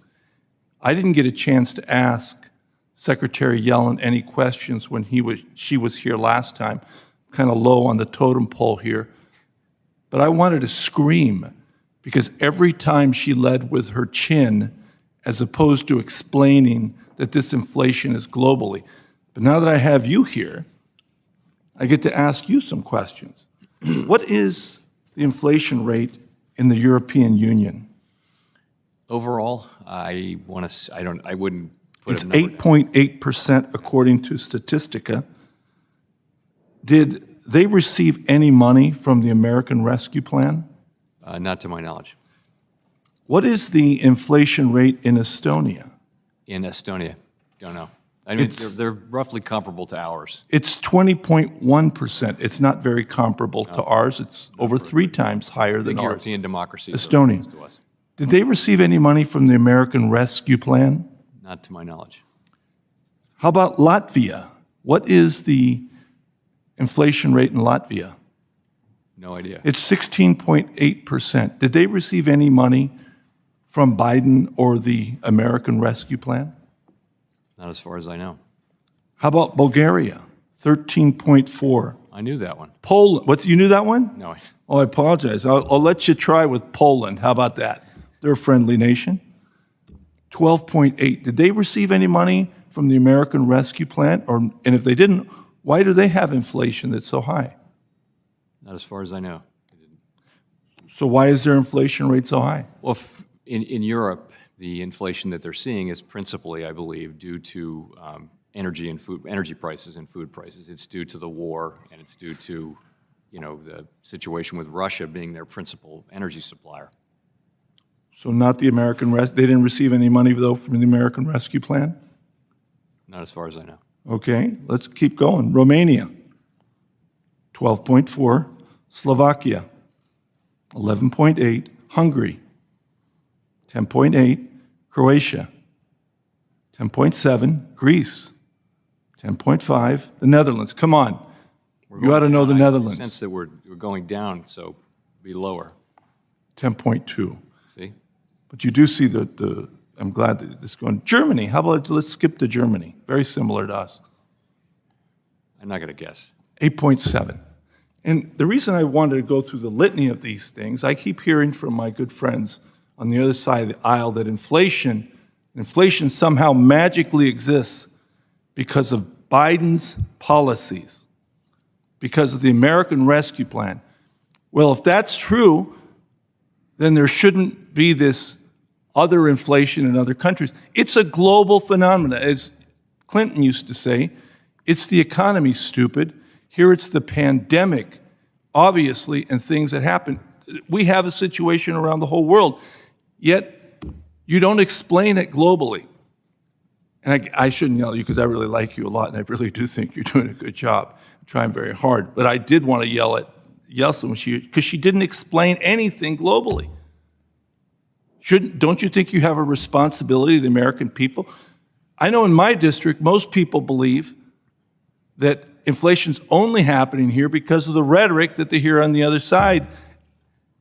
And you guys, I think, have the opportunity and the responsibility to give them the full picture, not this limited picture. And I hope you do so. Again, with that, I'll yield back. Thank you very much, Madam Chair.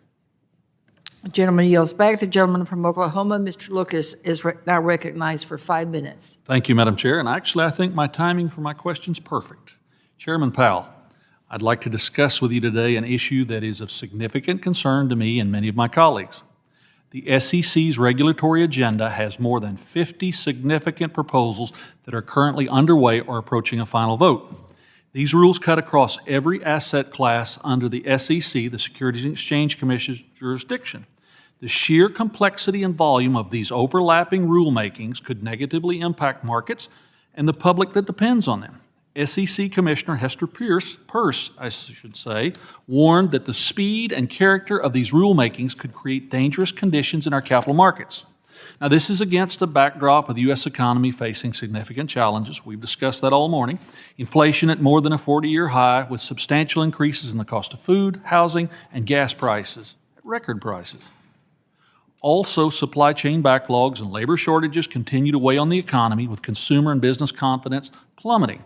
And of course, we're still studying the impact of the global pandemic and the consequences of the ongoing Russian invasion of the Ukraine.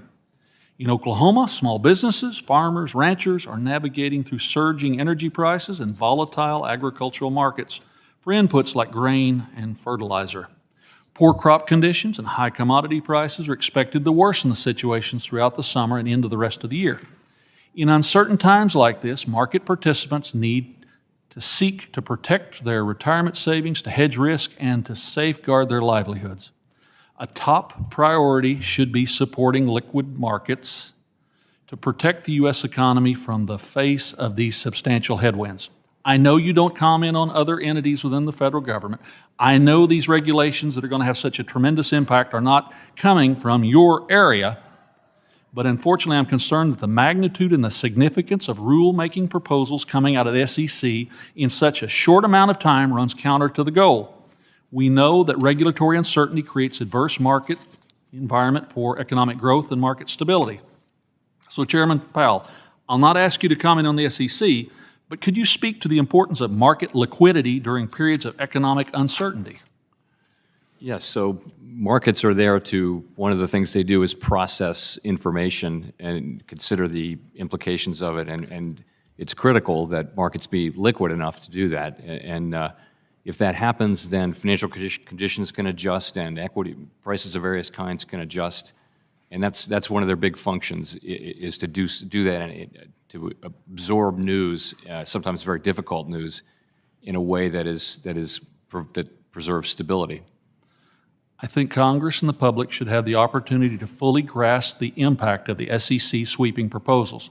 If we really want to tame inflation, we should begin by not making the current situation worse. The SEC's approach will rattle markets during a time when strong capital markets are essential to our economic growth and our constituents back home. After all, you're working hard on the demand side of the equation, but we in Congress and the administration should help with the supply side of the equation. And that is not making it more difficult to invest in and create more goods and services in this country. That said, Chairman Powell, as you've acknowledged, the Fed's monetary policy tools can do very little to mitigate rising gas prices. However, the increased cost of gas has an oversized impact on consumer inflation expectations. Folks see the price at the pump going up and experience the price per gallon at an all-time high. Could you discuss how the Fed envisions its ability to rein in inflation expectations, driven in large part by gas prices? Or put another way, if gas prices remain at record levels, is an aggressive response from the Fed all but guaranteed? Well, if gas prices remain at the current levels they're at, then inflation, the problem is inflation means continuing to go up. So it isn't so much the level as the rate of change, as you know. So I think we are mindful that even though these things are outside of our control, the gas prices and food prices for the most part, that adds a little bit of urgency in our wanting to get our rates into a place where we're addressing inflation directly, because the public reacts to all kinds of inflation, not just core inflation. Our tools generally go to core inflation. So, we don't think we can use our tools to change energy prices, but we do think that they add to our desire to get expeditiously to the appropriate levels. And clearly, Congress and the administration, the majority, has a responsibility to increase supplies of resources, not discourage that. Yield back, Madam Chair. Thank you, Mr. Chairman. Gentleman's time has expired. The gentlewoman from Ohio, Ms. Beatty, who is also the chair of the Subcommittee on Diversity and Inclusion, is now recognized for 5 minutes. Thank you so much, Madam Chair, and thank you, Chair Powell, for being here as you're navigating through all these federal issues during this difficult economic time. Chair Powell, after our hearing concludes, this committee will be voting on a few pieces of legislation, so I'm going to take advantage of having you here to shed some light on a few of the things that we will be considering. I can't think of a better person to give us some insight on these issues. First question is, we'll be voting on an amendment that would delay the SEC's small business advocate from conducting outreach to underserved business owners until after gas prices drop to the pre-COVID level. Chair Powell, in your opinion, will delaying the SEC's outreach to minority business owners affect gas prices in any way? I'm, with all respect, I'm reluctant to comment on proposed legislation. Well, let me ask it this. Let's say if it's not legislation, is there a correlation between what gas prices would be in relation to what they were with pre-COVID with inflation? Again, I'd be expressing an opinion on someone's amendment, and if I start down that road, I don't know where it stops. I really, these are matters for elected people. Well, would you say that the global markets and inflation is across the country, that we're seeing this everywhere? Yes, inflation is happening everywhere now. I'm dealing with a lot of fair housing issues in my district. And, I have a long history of working with public housing and relocating people. And as we look at issues with housing, do you think housing is any way tied to inflation? I'm sorry, I didn't catch the question. I apologize. Do you think what's happening in our housing market is tied to inflation in any way? Yes, it is. Yes. So housing costs are about a third of the CPI. Housing, we call them housing services, and that's really rents plus the way it works is in effect an owner of a house is charging something called owner's equivalent rent, or paying something called owner's equivalent rent. So yes, it's an important factor in inflation. Okay. So can you tell us, in your opinion, in light of Congressman Vargas's question, as he was giving us an idea of, as some of our colleagues are trying to tie things to the American Rescue Plan, they're trying to tie it to us taking care of the least of us, that if it is tied to inflation, why in other areas or countries and they don't have the American Rescue Plan? And how do you answer more about Mr. Vargas's question? I mean, I know he gave you a litany. I'm not trying to put you on the spot with quizzing you on what their inflation rate is in comparison to ours, but I think you got where he was going with this. Is there anything else you'd like to elaborate on in relationship to where he was going? Sure. So I'll just say these things there are differences between, even though we have a very similar inflation rate with a lot of the large European democracies now pretty close, there are differences between countries. And the difference with the U.S. Compared to the European countries is that ours is more about demand. We have areas in our economy where demand is substantially in excess of supply. That's not mainly a feature of the European economies, where they're really feeling, very, very high inflation because of energy prices and also food prices now. That's part of our story too. We're also feeling energy and food prices, but we have this other part that is more core inflation, that is more susceptible to being managed by our tools, and is really the object of our tools. My time is already up, but in light of your response to my first question, I just need to say for the record, I can't conceive of a single connection between gas prices set by global markets and giving advice to small businesses.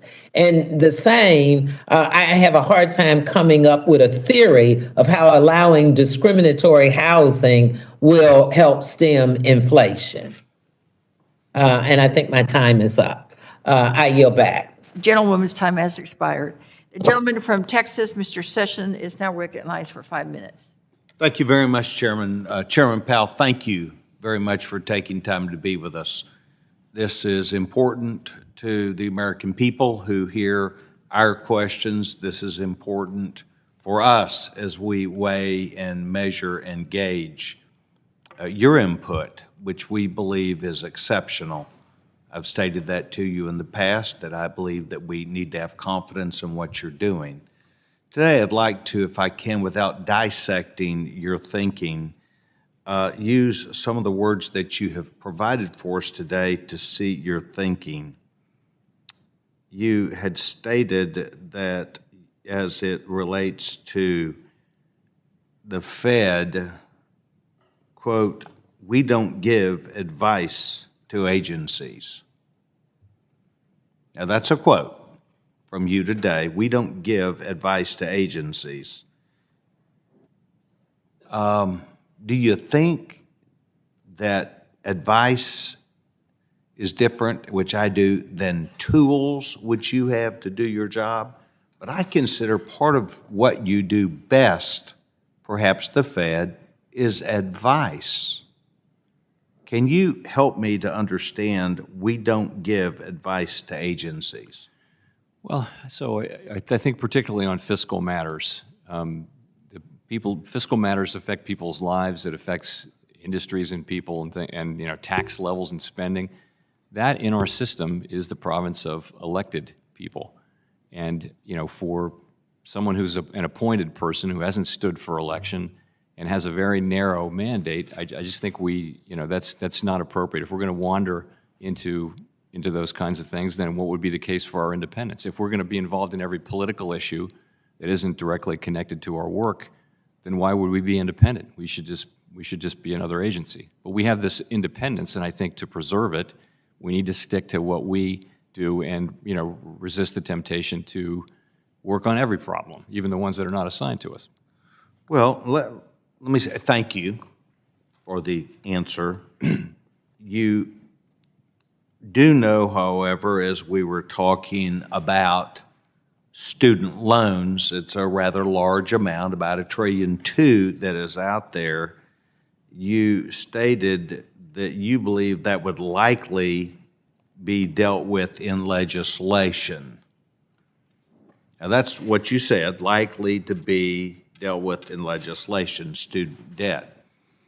I think even private advice, not within your tool structure, but this advice that we're trying to land on, would be really important, because it will be, the way I see it, the next large hit to inflation. And this is why Republicans, or at least this Republican, says that I believe that this administration, the Democratic Party, are making friends with inflation. They are using the toolbox that they have of politics and money and spending policies to make friends with inflation. So my point would be to you, I sure hope that someone could send an unnamed memo to someone saying that you have an opinion, if you have an opinion on that. Next point, we have had some discussions about unemployment. How is unemployment calculated? So you have to be actively looking for work within the last month to be and not have a job to be unemployed. If you're not looking, then you're out of the labor force, and that's so you're not participating in the labor force. So those are the factors. So what we want to do, some members of this committee have wanted to look back and to say, well, perhaps under President Trump it was 3.5%. Now we're 3.6%, so not a big difference. And yet the huge number of jobs that are available is really the factor. When there are not jobs, that is a problem. But to simply say, well, Trump was 3.5, now we're 3.6, everything is fair, it's all done. I think the other advice I'd love to have you have from the Fed is to someone about getting people back to work. Because today, the the government has given zero instructions for federal workers to return to work. And I think that it is causing a mindset among many, we don't need to go to work, thus reflected in 3.6% unemployment and millions of jobs awaiting. Mr. Chairman, thank you for taking time to be here. It's my hope that you would find in your toolkit advice that becomes perhaps more important, and I thank you, sir. Thank you. Gentleman's time has expired. The gentleman from Florida, Mr. Lawson, is now recognized for 5 minutes.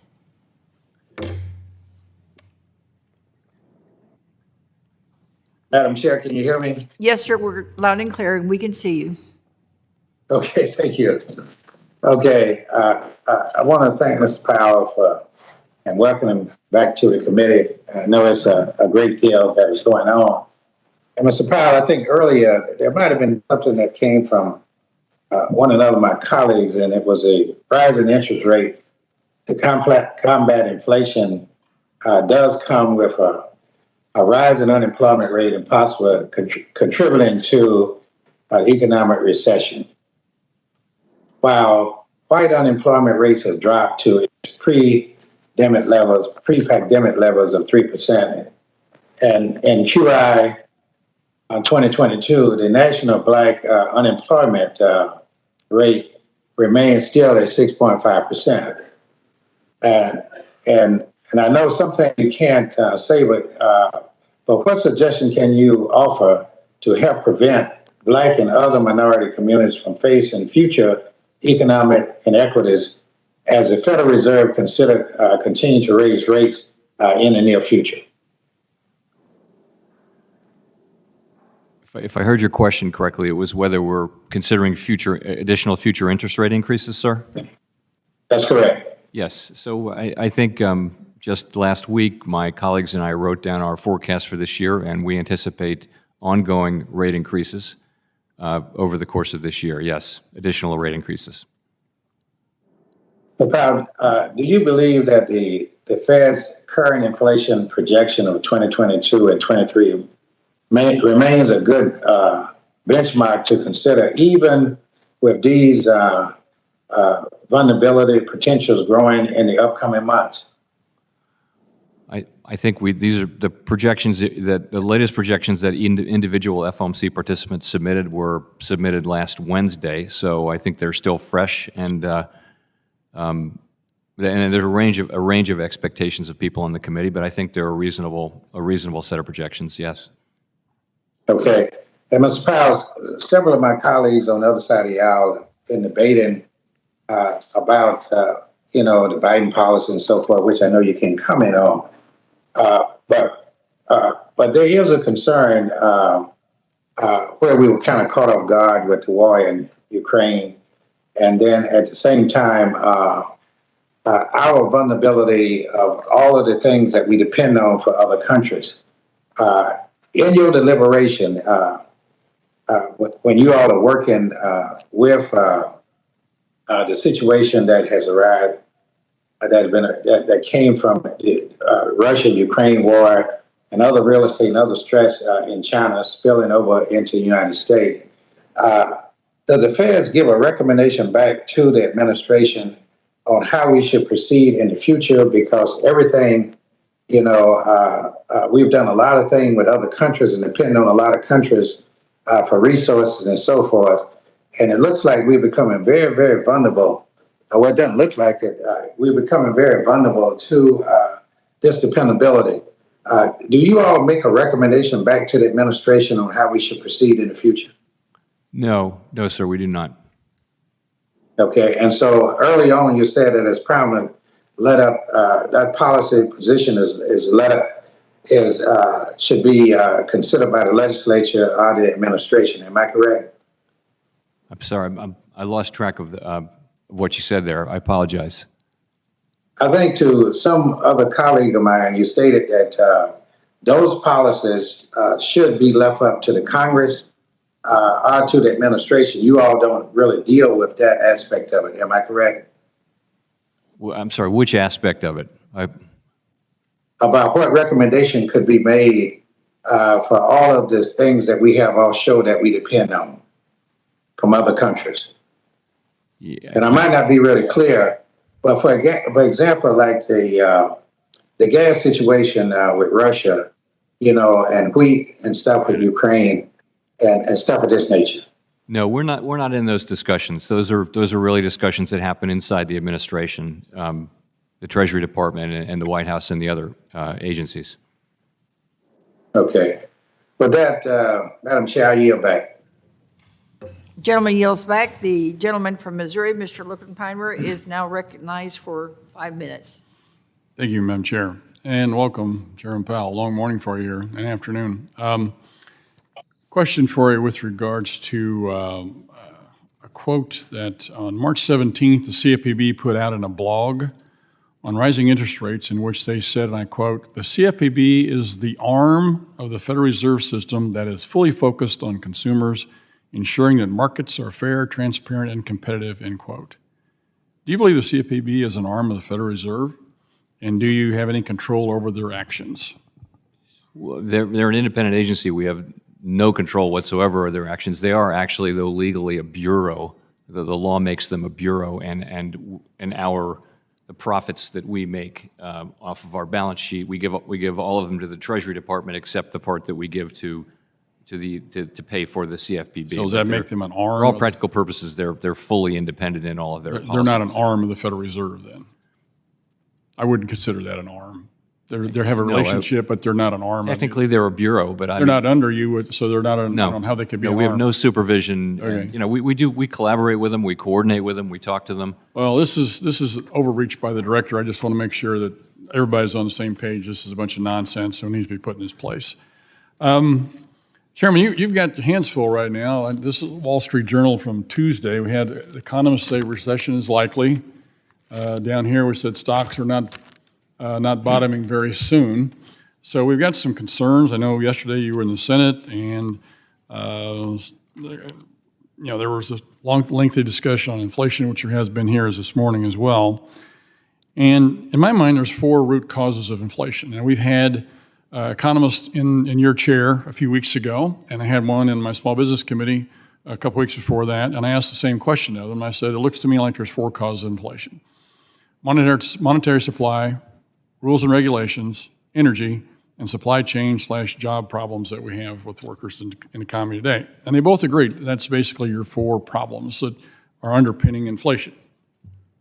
I asked them to give me a percentage on each one of them. They said roughly 40% for money supply, 20. So I guess my concern is that, if you look at those 4 causes, you're trying to help fight inflation. It's one of your mandates. And you really, under money supply, is the only thing you have any ability to do something with. And even then, it's probably only half of it because Congress has control over how many dollars are put into the system with additional bills, like the $1 trillion stimulus package from last year, taxes and things like that. So it looks like you have a minimal amount of impact out of those 4 things. So it looks to me quite oftentimes whenever you're trying to control the inflationary stuff with the interest rate, it's kind of over here trying to do a little something when over here there's all sorts of stuff going on. And the administration seems to be in contradiction to some of the things you're trying to accomplish over. Do you ever feel like that? Do you believe that may be a position that you're in right now?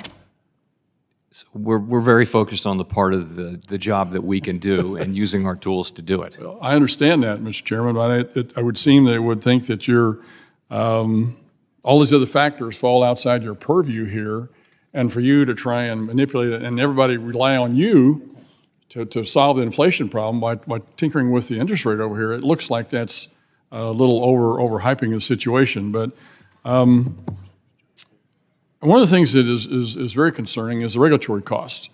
In my discussion with the economist, he said, look, and this is the administration's own figures, last year, the administration the cost of compliance with new regulations was $201 billion. That's astronomical. That's a huge cost that has to be built into all the small businesses and other businesses whenever they produce products and services for sale for customers. They've got to build in an additional $200 billion in costs every year. Would you agree that's a huge driver of inflation? It sounds like a big number, yeah. And as you know, we try at the Fed to weigh costs and benefits and take that into consideration.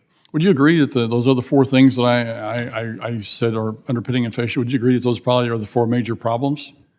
Yeah, so overwhelmingly, most economists would not think of it in terms of money supply, but would think of it in terms of supply and demand. And although there may be a role for money supply, they would think in terms of supply and demand being out of balance. And that's how I think about it. You know, the definition of inflation I've always had was too many dollars chasing too few goods and services. If you throw more money in, you have more money to supply to the consumers. There's 40 plus years of history and actually Milton Friedman at the end came back and said, that's not really working anymore. Mr. Chairman, I just it may got be one working more, again, though. One more quick comment for you with regards to this. It looks to me like whenever you're modeling, time has expired. when you're trying to model and you use these four different things, I hope that your models are including these things in your modeling. I appreciate just 13 seconds to be able to finish my question. Thank you, Madam Chair. Absolutely, thank you. Gentleman from California, Mr. Chairman, who is also the chair of the Subcommittee on Investor Protection, Entrepreneurship, and Capital Markets, is now recognized for 5 minutes. Chairman Powell, I want to thank you for bringing to the attention of this committee over the last several years the systemic risk posed by tough legacy Libor, some $16 trillion of instruments where we would not know the interest rate that the debtor is supposed to pay the creditor, and $16 trillion is a big problem.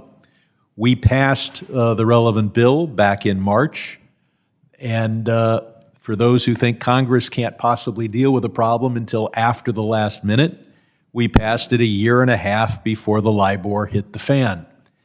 That bill requires rulemaking by the Fed, and the rulemaking is supposed to be done by mid-September. And that would put us that's the final step in making sure that these Libor instruments are not a subject of uncertainty, because even 1 basis point, 1/1000th of a percentage point of risk or uncertainty, turns out to be significant when you're dealing with $16 trillion. So Chairman Powell, can we count on the Fed in getting these regulations out by mid-September? Yeah, so by the way, thank you for all of your efforts on this technical problem, which have really helped move it along. And in terms of the rule, yes, we know the deadline. We know it's a tight deadline, and I'm assured that people are working very hard to meet that deadline. Thank you. You're shrinking your balance sheet. A lot of focus on how much you're shrinking your balance sheet, but it also, what matters is the content of the balance sheet. You can invest in treasuries, or you can invest in mortgage-backed securities. If you go to an all-treasury portfolio and sell off your mortgage-backed securities, that'll probably raise mortgage rates.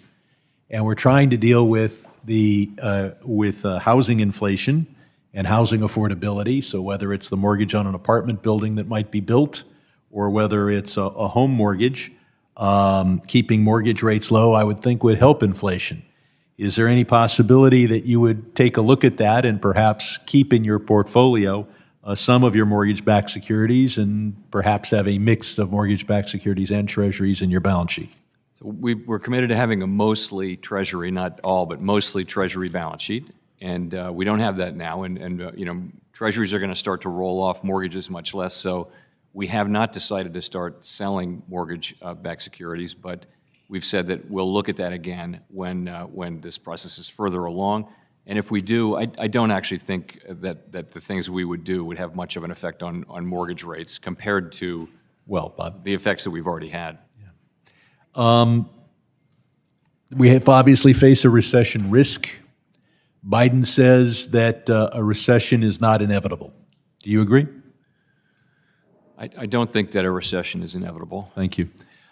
There seems to be a great debate in this committee as to whether inflation is the result of COVID and the effects of the Ukraine war, which affect the entire globe, or whether they are the result of Biden and his policies, which, believe it or not, are not applicable to Germany, Britain, or Canada, as much as we in America like to think that we are the entire world. And then we look at inflation rates, and we see higher month-to-month inflation rates in Canada and Germany than here in the United States, higher year on year. in Germany and the UK. So we're in a situation where only if you believe that Biden is responsible for German inflation can you reach the conclusion that it's Biden's policies that have caused inflation in the United States, which is pretty much on a par with what we see in other developed countries, particularly Europe. A part of this is the idea that if Biden just gives a speech saying we'd like to see a fossil-free future, that somehow impairs the amount of oil that is produced in the United States and somehow then affects worldwide oil prices. I would put into the record this article from Forbes titled, U.S. oil companies have increased drilling by 60% in 1 year. And without objection, I hope that could be done. Without objection. And I would point out that we had higher oil production in this country in the first year of Biden than the last year of Trump. Then we had higher oil production in 2022 than 2021. And in 2023, we will have the highest oil production in the United States in our history. Unfortunately, that'll probably not be the lowest gas prices in our history. So whether it's good or bad, we've discovered that making speeches does not Gentleman's suppress oil time has production. expired. I yield back. The gentleman from Michigan, Mr. Huizinga, is now recognized for 5 minutes. Thank you, Madam Chair. And it's just so ironic that, that my colleague is talking about oil and pumping. I literally just left my office with a group of folks from Alberta. There is an alliance of 6 energy companies up there that are going to get, by the way, to net zero on their carbon emissions by 2050. But Canada supplies 62% of all the oil that is imported here in the United States, or they did, but they can't pump it here, or they can pump it, but they can't pipe it here because Keystone Pipeline, which was bought by the Canadian government, was canceled by this administration. So hell yeah, we can blame the Biden administration for some of this inflation. And I'll refrain from that again, but heck yeah, they are directly responsible for gas prices and what we are seeing here. So you're trying to spread this around that it's Putin's fault, that it's everybody else's fault. Meanwhile, this president is flying to Saudi Arabia and won't go to Alberta and won't pick up the phone and talk to Justin Trudeau about getting Canadian North American oil here. That is security. Let's not stop going to our adversaries and go to our allies. All right, so need to take a breath here a moment, and Mr. Powell. I'm glad you are here, and I do believe you attempt to be less political than maybe some of your other predecessors, but I do want to briefly point out something that Mr. Stiles and Mr. Timmons raised earlier regarding your comments in February 2021 as Congress was debating the Biden stimulus. Mr. Timmons cited those comments earlier. Well, in fact, your quote is still highlighted on the website of the House Budget Committee, the majority's House Budget Committee, under the headline, quote, experts and leaders agree the country needs the American Rescue Plan now. So your words are listed alongside quotes from the Minneapolis Reserve Bank president, the president of the Federal Reserve Bank of Atlanta. And again, this is from 2021. And I just wanted to hear, the hearing record to reflect this timeline, first of all, and ask you, do you think that maybe your quote should be taken down from that website, knowing what we know today? It's not up to me whether people take down the quote. Well, let me tell you though, if you're trying to be apolitical, that and allowing those words to stand with this mess that has been created in the economy doesn't stand. So I guess that's up to you. But if you're going to strive for that, I would suggest at least have some of those folks sitting behind you. They might want to make a phone call. All right. We have discussed during your last visit that I've long advocated for a rules-based approach to monetary policy. We talked about the Taylor rule. I've suggested the Yellen rule. Now with your reappointment, it could become the Powell rule. I don't care what it's called, but I am very concerned that we are not looking at those guideposts and having those guideposts. I'm glad to see that that in the Fed's most recent report, you did once again include a section on monetary policy rules, which had been omitted from the previous version, and you and I had discussed that at that. I want to read a quote from the June report and then get your thoughts. Although simple rules cannot capture complexities of monetary policy and many practical considerations, make it undesirable for the FOMC to adhere strictly to the prescriptions of a specific rule. Some principles of good monetary policy can be illustrated by these policy rules.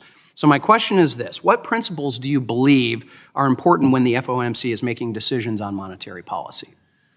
Well, what principles are important? Well, and we've got a minute with a quick gavel, so please go. So, I think to try to think systematically about monetary policy and not be, fully discretionary, to try to have a frame of reference. What are we trying to do? The Taylor rules, what they do is they embody the dual mandate. It's really what you're looking at in the standard Taylor rule and all of the spinoffs is how far are you from your price stability mandate? How far are you from your employment mandate? And that tells you, it's a frame of reference. And I think that's a useful thing to have. Okay. We got 30 seconds less. Obviously, what I'm trying to push for is more transparency from the Fed. I also want to very quickly revisit your interaction with Mr. Gottheimer, where you spoke about the importance of preserving innovation and competition in the digital asset marketplace, which I agree with 100%. In fact, Republicans on this committee included that as part of their working principles last year. So let's talk about that light touch that when it comes to legislation. However, one of my colleagues also noted that regulators right now are being very heavy-handed, which I'm concerned about as well. Expired. And I will follow up in writing on that. But we need to be hearing about how heavy-handed regulators are. Thank you. I yield back. Thanks. The gentleman from Illinois, Mr. Caston, is now recognized for 5 minutes.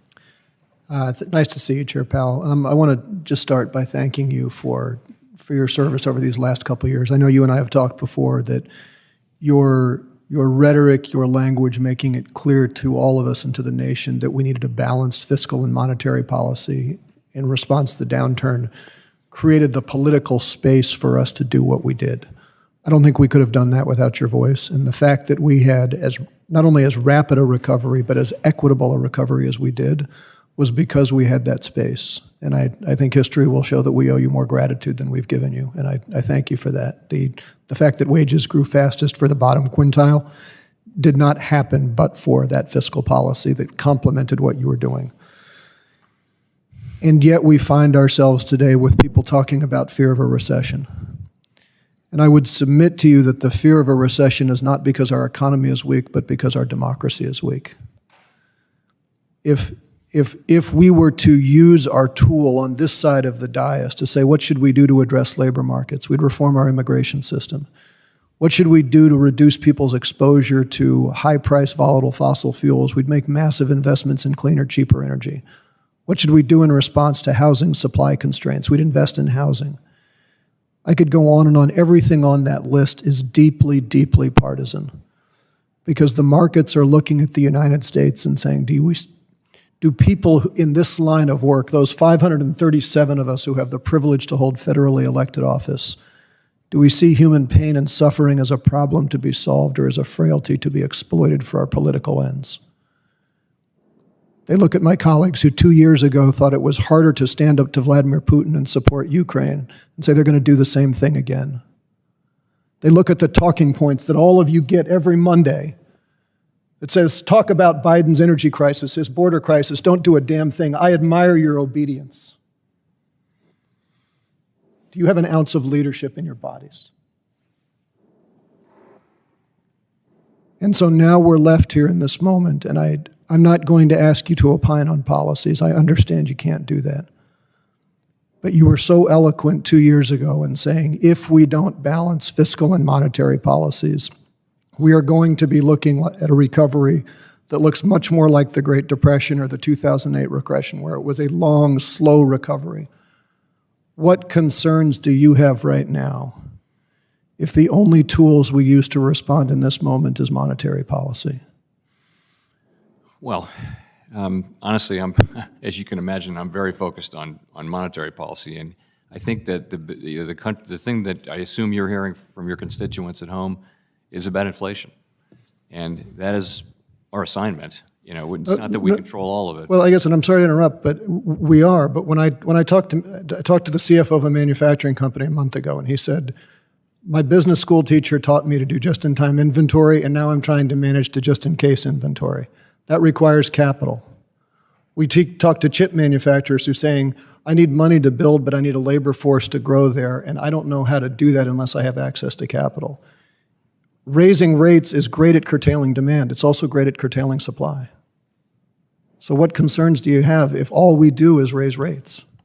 Well, you're right. There would be supply effects as well. For example, to look at housing, if housing starts will slow down, and I get that. But ultimately, we have a job to do, which is to restore price stability so that the economy can function well. It's really the bedrock of the economy, and it's most important for the people at the lower end of the spectrum who are now seeing their wages and savings eaten up by inflation. So we need to do that. There's lots of other things that need to be done in the economy, and that aren't the business of the Fed, but we have that job, and that really is our focus, along with, of course, preserving a strong labor market. The two mandates are equal.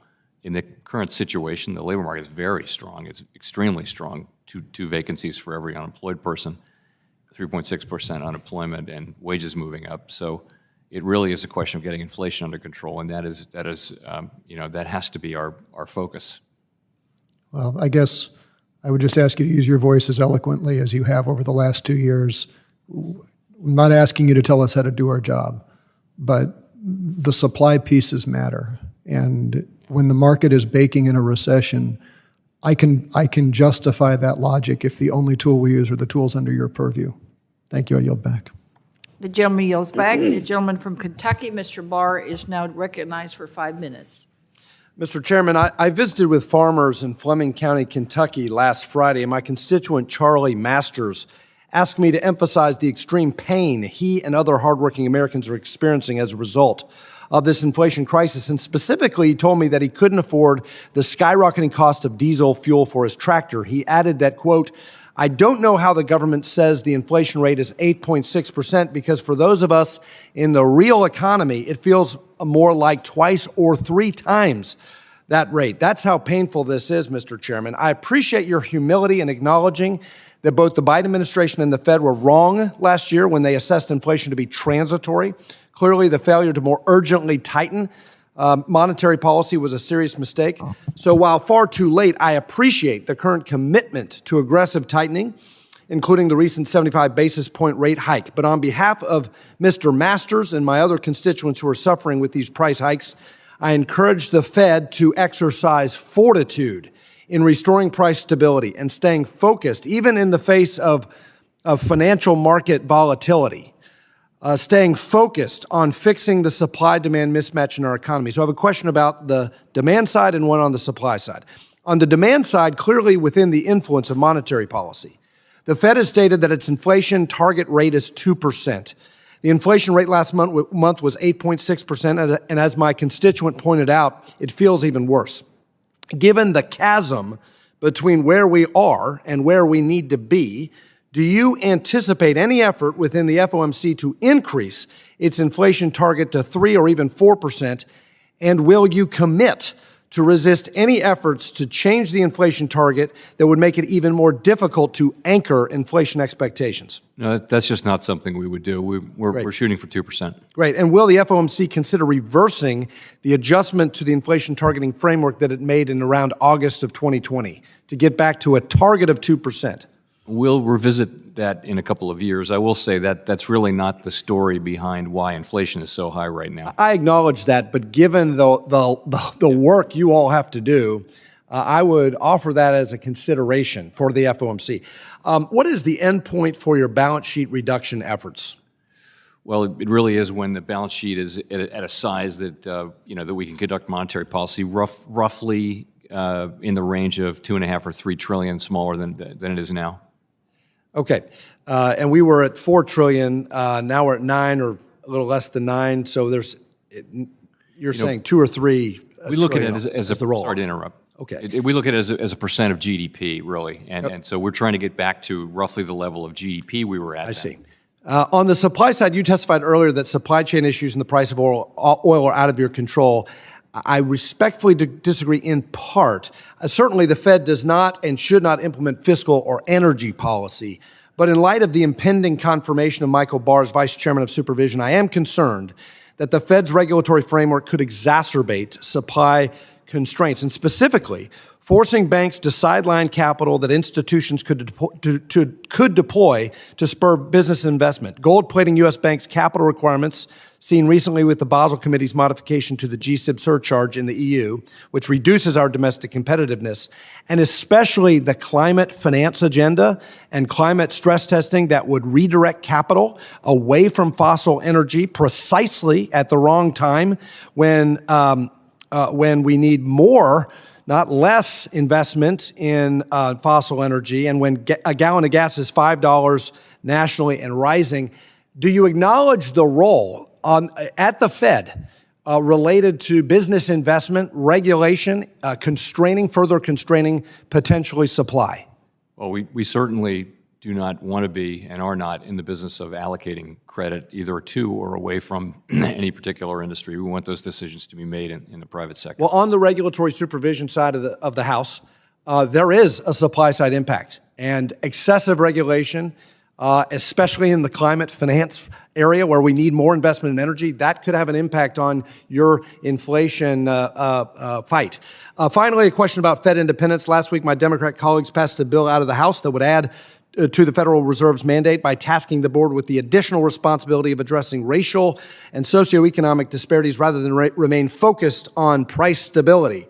My question is, when inflation hurts minority and low-income populations the most, do you believe giving the Fed new responsibilities that fall outside of its core competency would politicize the Fed and compromise your independence precisely when you should be focused on combating inflation?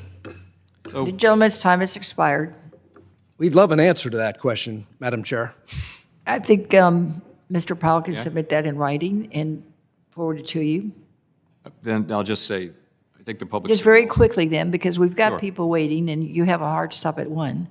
I just was going to say that the public's been well served by the dual mandate, and I would be concerned with any statutory requirement that sets us up to be accountable for achieving things that we can't achieve with our tools, and I do think that's a concern.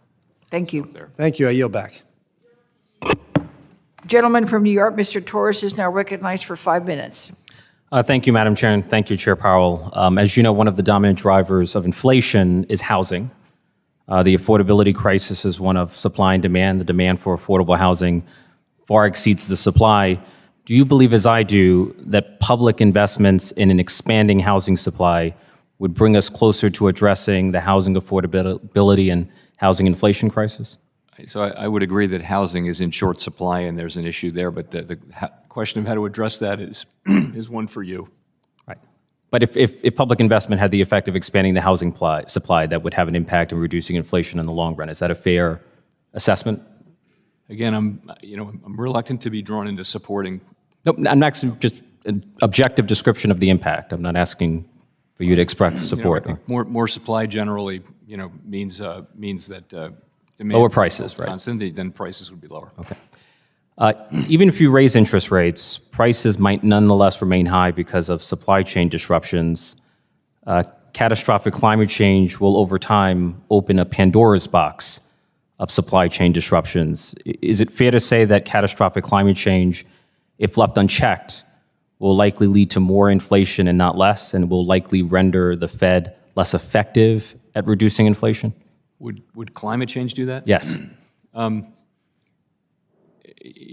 a very long period of time, I think it'd be very hard to say, and it'll depend on what's the governmental response. It'll depend on what's the private sector response.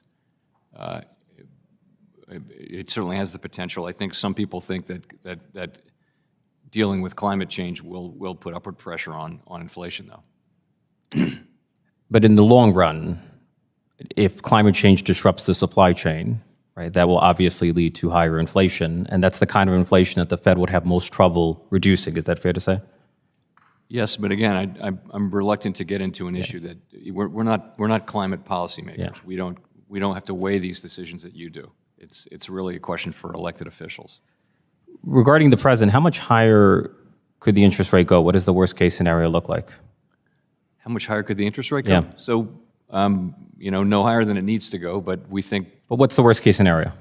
I wouldn't say worst case, but I'll tell you what I think. The point is to get, we think that first of all, financial conditions have tightened very broadly, but the federal funds rate, our own policy rate, is still quite low. So we want to get it up to neutral pretty quickly, and then after that, we think it needs to be in a place where it is moderately restrictive, meaning above the neutral rate, and that's only appropriate because we have inflation at a 4-decade high. So my colleagues and I wrote down sort of a range of 3 to 3.5% by the end of this year, and then maybe 3.5 to 4%. Now that's all highly conditional, based on many assumptions. I think we'll do what makes sense as we go, but those are rough estimates, I think, of what we think might turn out to be appropriate. And then the Fed has a target of 2%. How long will it take you to reach the target?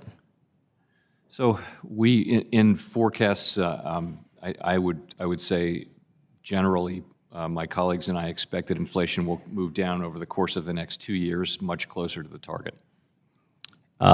My understanding is that one of your projections is that headline and core inflation will subside in 2023 to 2.6 and 2.7%, respectively. Is there any historical precedent for reducing inflation as rapidly as the Fed is projecting? Well, yes. I mean, unfortunately, Paul Volcker had to do something very much like this, much larger, on a much larger scale. And but yes, we core inflation, core PCE inflation has actually tracked down a little bit from the very hot levels of late last year, and is closer to 4%. So I think it's plausible that through using our tools and ideally the supply side healing, that we could get inflation down to those levels next year. As I understand it, there are two models of CBDCs, intermediated and disintermediated. The Fed can either operate through the commercial banking system, or it can enable consumers to have direct accounts with the Fed. Which approach are you inclined to favor? Intermediated. Intermediated. We actually don't have legal authority to provide accounts to anyone but depositories. And you said the Fed has said it does not intend to proceed with the issuance of a CBDC without clear support from the executive branch and Congress. Do you see congressional authorization as a policy preference or as a precondition for creating a CBDC? I think we'll need to have an authorizing law, and I think we haven't decided whether we think this is in the public's interest. If we do, we'll come to you. Again, but as a matter of law, or is it a policy preference? Like, what is your view? It's a matter of law. As a matter of law, okay. Yeah. I see my time has expired. So, The gentleman from Arkansas, Mr. Hill, is now recognized for 5 minutes. Thank you, Madam Chair. Mr. Chairman, thank you for being on the Hill this week. We greatly appreciate it. And I wanted to change subjects. You've had a lot of good interaction today, and I want to talk a little bit about a rising interest rate environment and the impact on the Fed itself. The New York Fed released projections for the Fed's balance sheet as a part of its annual overview of its 2021 open market activities.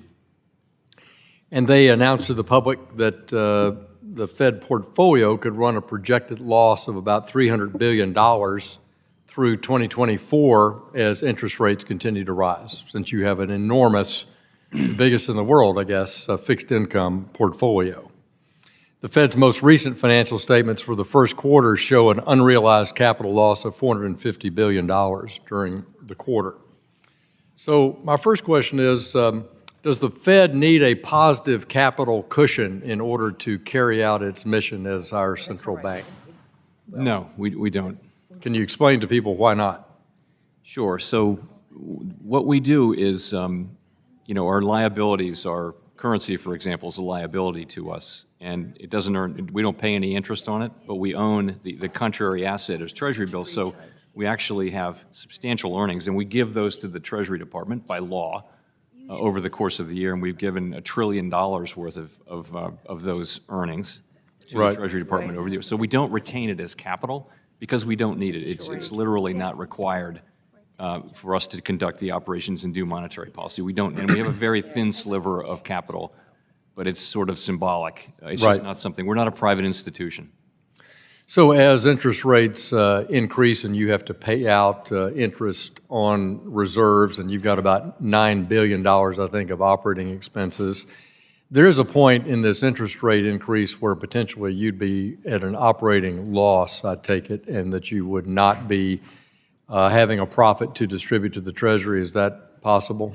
Yes, that can happen, but again, it will have no effect on our ability, no effect whatsoever on our ability to conduct policy, and it's not something we would consider in setting policy. Right, and you just would treat that as a deferred asset, is that right? Yes, in other we words, this is capitalize money it. you owe back to the Treasury when you start making a profit. You'd pay that you'd write that deferred asset off, right? That's exactly right, and we'll pay it back down to zero. So how does it then, since the Congress has imposed on the Fed an obligation to pay for the Consumer Financial Protection Bureau, all their operating expenses, they just send you a memo and ask you to pay for that when you don't have cash. Is that added into that deferred account asset? Yes, as a practical matter, it would be. It would be very small. It's small compared to your overall operation, but Yeah. it's one of those, I think, errors I think Congress made, honestly, by imposing on our independent central bank, an obligation to, in theory, fund an on-budget operation. In retrospect, over the last 10 years, do you